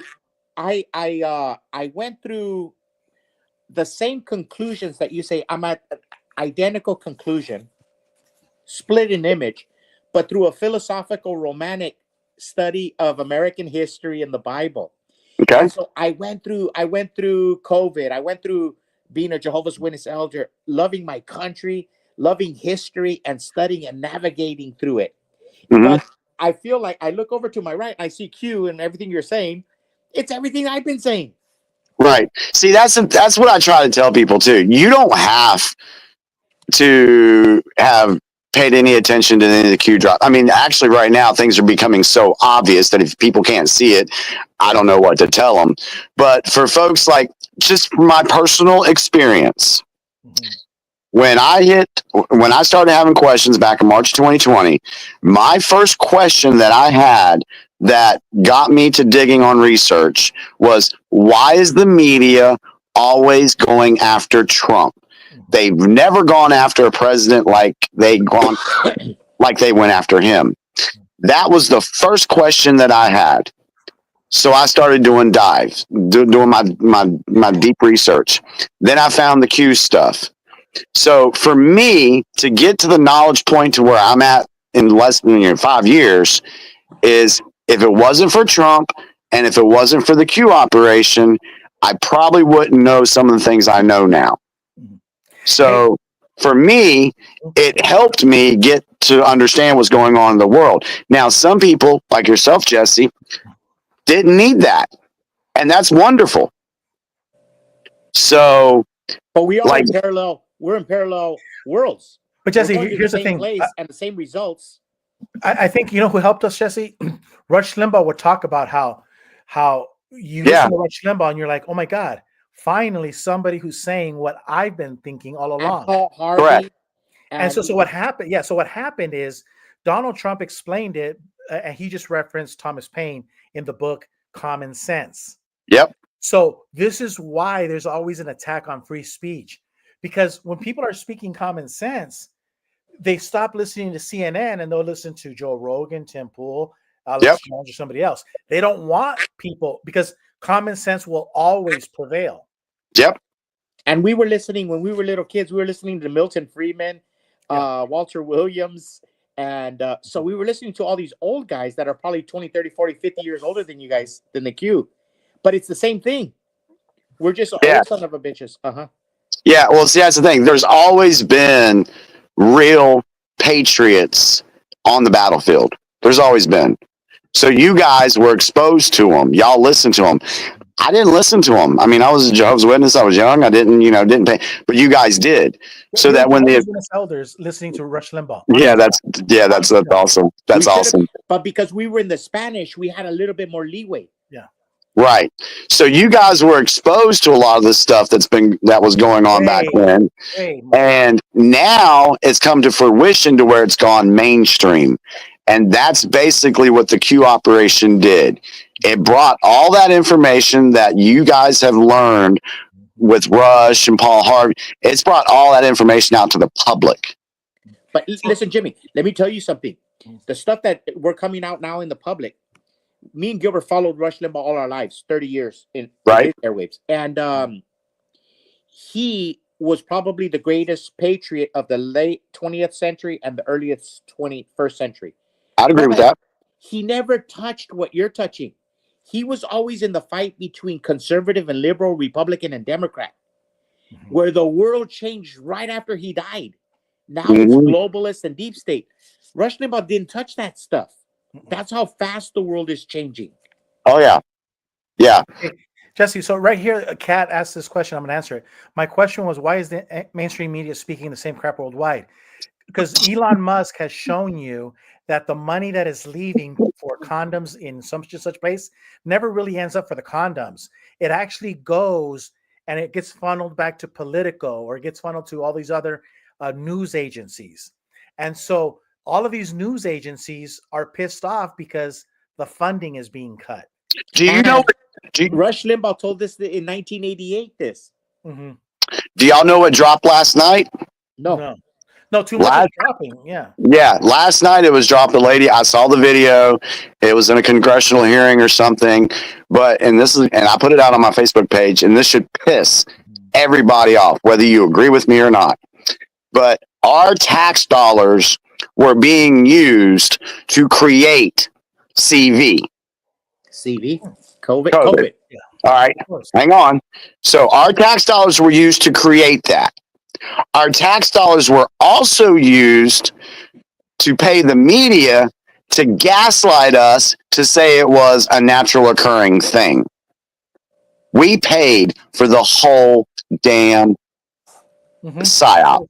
The whole thing. And I also heard that some of our money is being used to pay some of the Taliban, something like that. Oh yeah. There's money going there. The 2020 riots, our taxpayer dollars funded those. Yeah.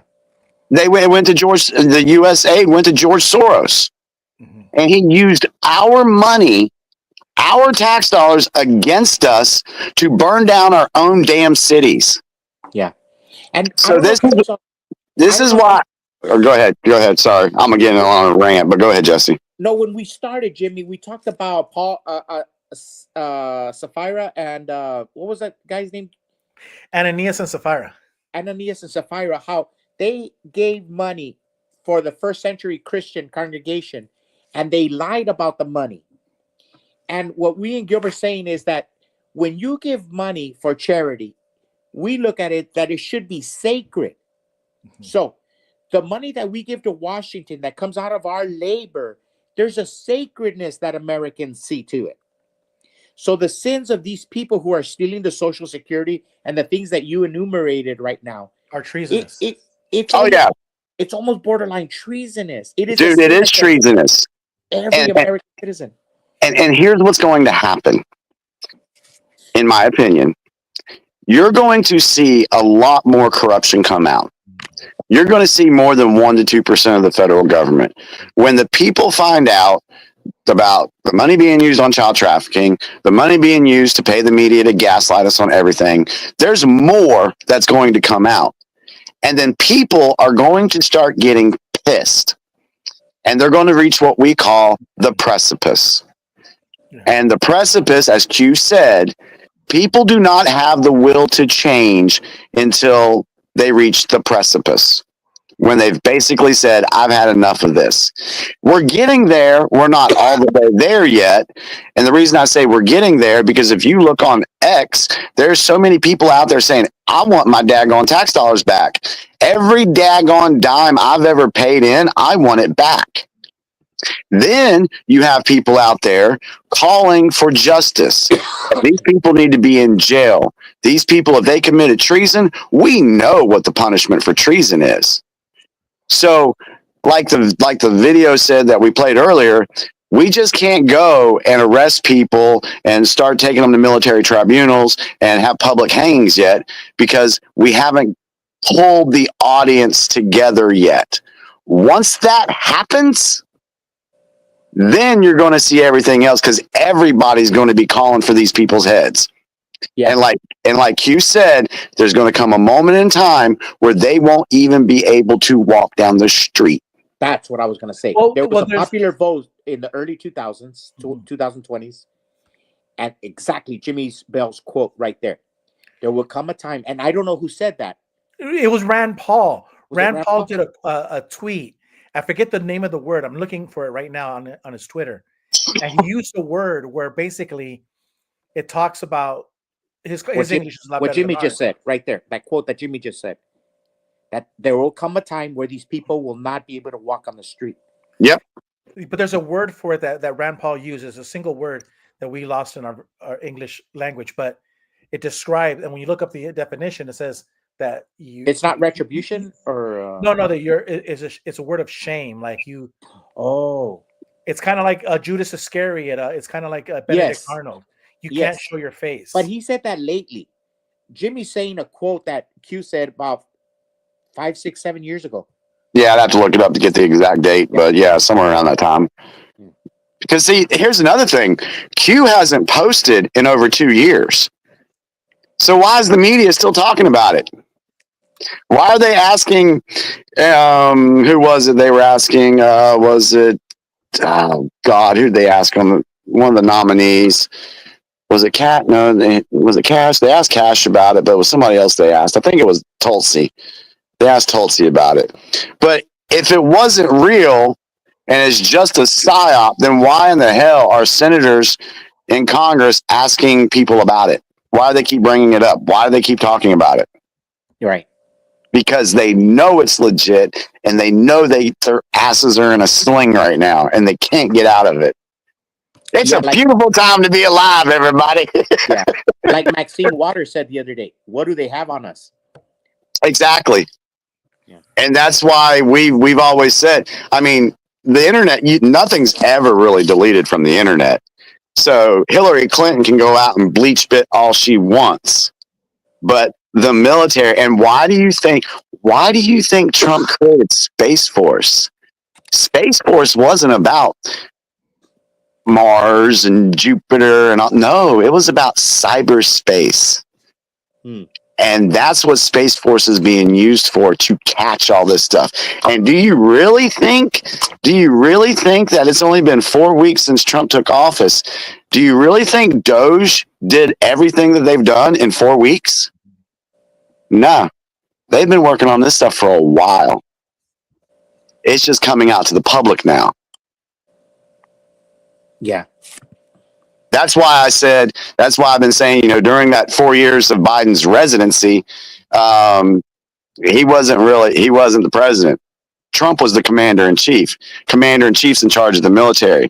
Which part of the military? Well, Space Force is part of the military. So they were collecting all this information on these people the whole time. Wow, that's some deep shit. I've heard of deep state. Mm-hmm. Yeah. That's deep stuff. Yeah. And I know people are probably, yeah, Jimmy's just crazy. Oh, what? I'm telling y'all. I'm telling you. Yeah. We have a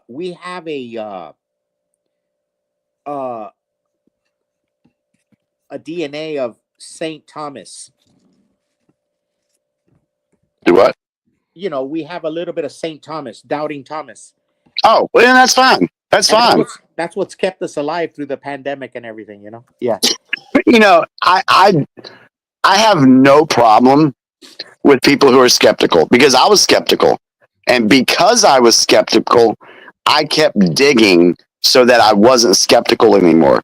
It either had to be proved wrong to me or be proven legit to me.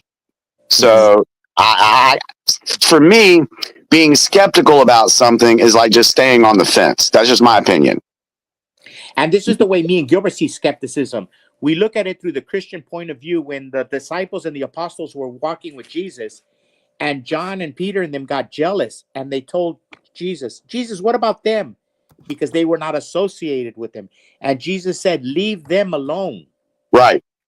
Leave them alone. So Jesus was embracing everybody. Yeah. Mm-hmm. And that's what me and Gilbert say.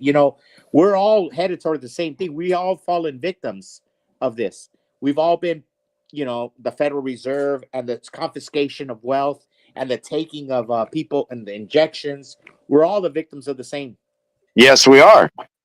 And that's why I did a video on my YouTube channel back in 2020 titled "We All Have the Same Enemy." Yeah. So here it says, Rand Paul says, if there was any doubt who bears responsibility, it's Fauci. Fauci's pardon will only serve as an accelerant to pierce the veil of deception. Ignominious. Okay, let's look it up. Ignominious. It's an adjective, deserving or causing public disgrace or shame. Yep. Humiliating, undignified, embarrassing, mortifying, shameful, disgraceful, dishonorable, discreditable. So these people are not going to be able to walk the street. Like Judas Iscariot could not walk the street. Not even the Romans wanted him around. Benedict Arnold couldn't live here no more. He had to move to England. So that's what we're going to be seeing. And that's our prediction here, that there's going to be a lot of people in the religious, business, political realm that were part of the fleecing of America who have to just pack up and leave. Oh, speaking of that, hey, I'm sorry, Jimmy. You know those $20 I was going to send you? Yeah. I had to bet Gilbert those $20. Did you lose? No. We bet that I bet that by June 1st, the Social Security that's being given to people that are 100 plus years old, like 140, 150, 160, yeah, like Rutherford, France, North, yeah, that's just my guess. And I think because Watchtower houses a lot of Gilead graduates and people all over they send them all over. So Right. it's kind of like you. It's like you going to your mom and say, "Mom, can I send my passport to your house?" You have one address that it's always kind of like tied to you. Not everybody has that, but so all of these Jehovah's Witnesses are all over the earth. They send all their mail to central headquarters. Right. Important mail, like So- social security checks. So I know that I owe you $20, but Gilbert, what's that word that I use? Hypothecation. So I use hypothecation is when hypothecation. hypothecation is when I give the money to Wells Fargo, then Wells Fargo gives it to B of A, and B of A gives it to Citibank, and everybody's loaning, and everybody says, "Hey, you owe me $20," but there's And really so- only $20 because it's hypothecated. And so I'm a Mexican. I have a lot of external debt. And so I had to use my hypothecation to bet Gilbert. This is the So first that's- hypothecation bet in the Jehovah's Witness realm. So I hope you're cool with that. So It's all right. I'm waiting for you to bet me on something else. No, my track record is pretty low with you. Putting my money on Gilbert. Oh, but I really think by June 1st, you're going to see some missionaries, some governing body. Gilbert thinks that the Watchtower or somebody, it might be getting money from those Social Security. And I told him, no, they're not. And so that was the bet, $20. Well, it's because we started off the show saying that Watchtower and Jehovah were telling us the truth. Millions now living will never die. It In the just Social Security Administration. He was talking about the Social Security Fund. 25 million people are still alive, and they're 110 years old. And Yeah. Isn't that crazy? yeah. Hey, Gilbert, I got to bail out. Me too. Yeah, I got to go. Guys, thanks for having me on. Thank you, Jimmy. We'll Hey, see you tomorrow. with Gilbert's Ruby. going to send me that video because I'm going to watch it slow. Yeah. All right, cool deal. Y'all take care. Love you guys. All Okay. right, guys. Okay, And Gilbert, remember, I'll talk to you later. guys, don't subscribe, don't like us. If you're gonna follow us, follow Jesus. And watch I did that video. I think it was kind of racist, huh? When I was talking about the Black Americans, how you have to have the courage to believe that they want to destroy you, take advantage of you. I like the video. I hope you like it too. And great show, John Marciano. I'm glad you liked it. And we'll catch you guys tomorrow. I mean, that's on Ruby's channel. Tomorrow on Ruby's channel. All right. Talk to you soon. Bye.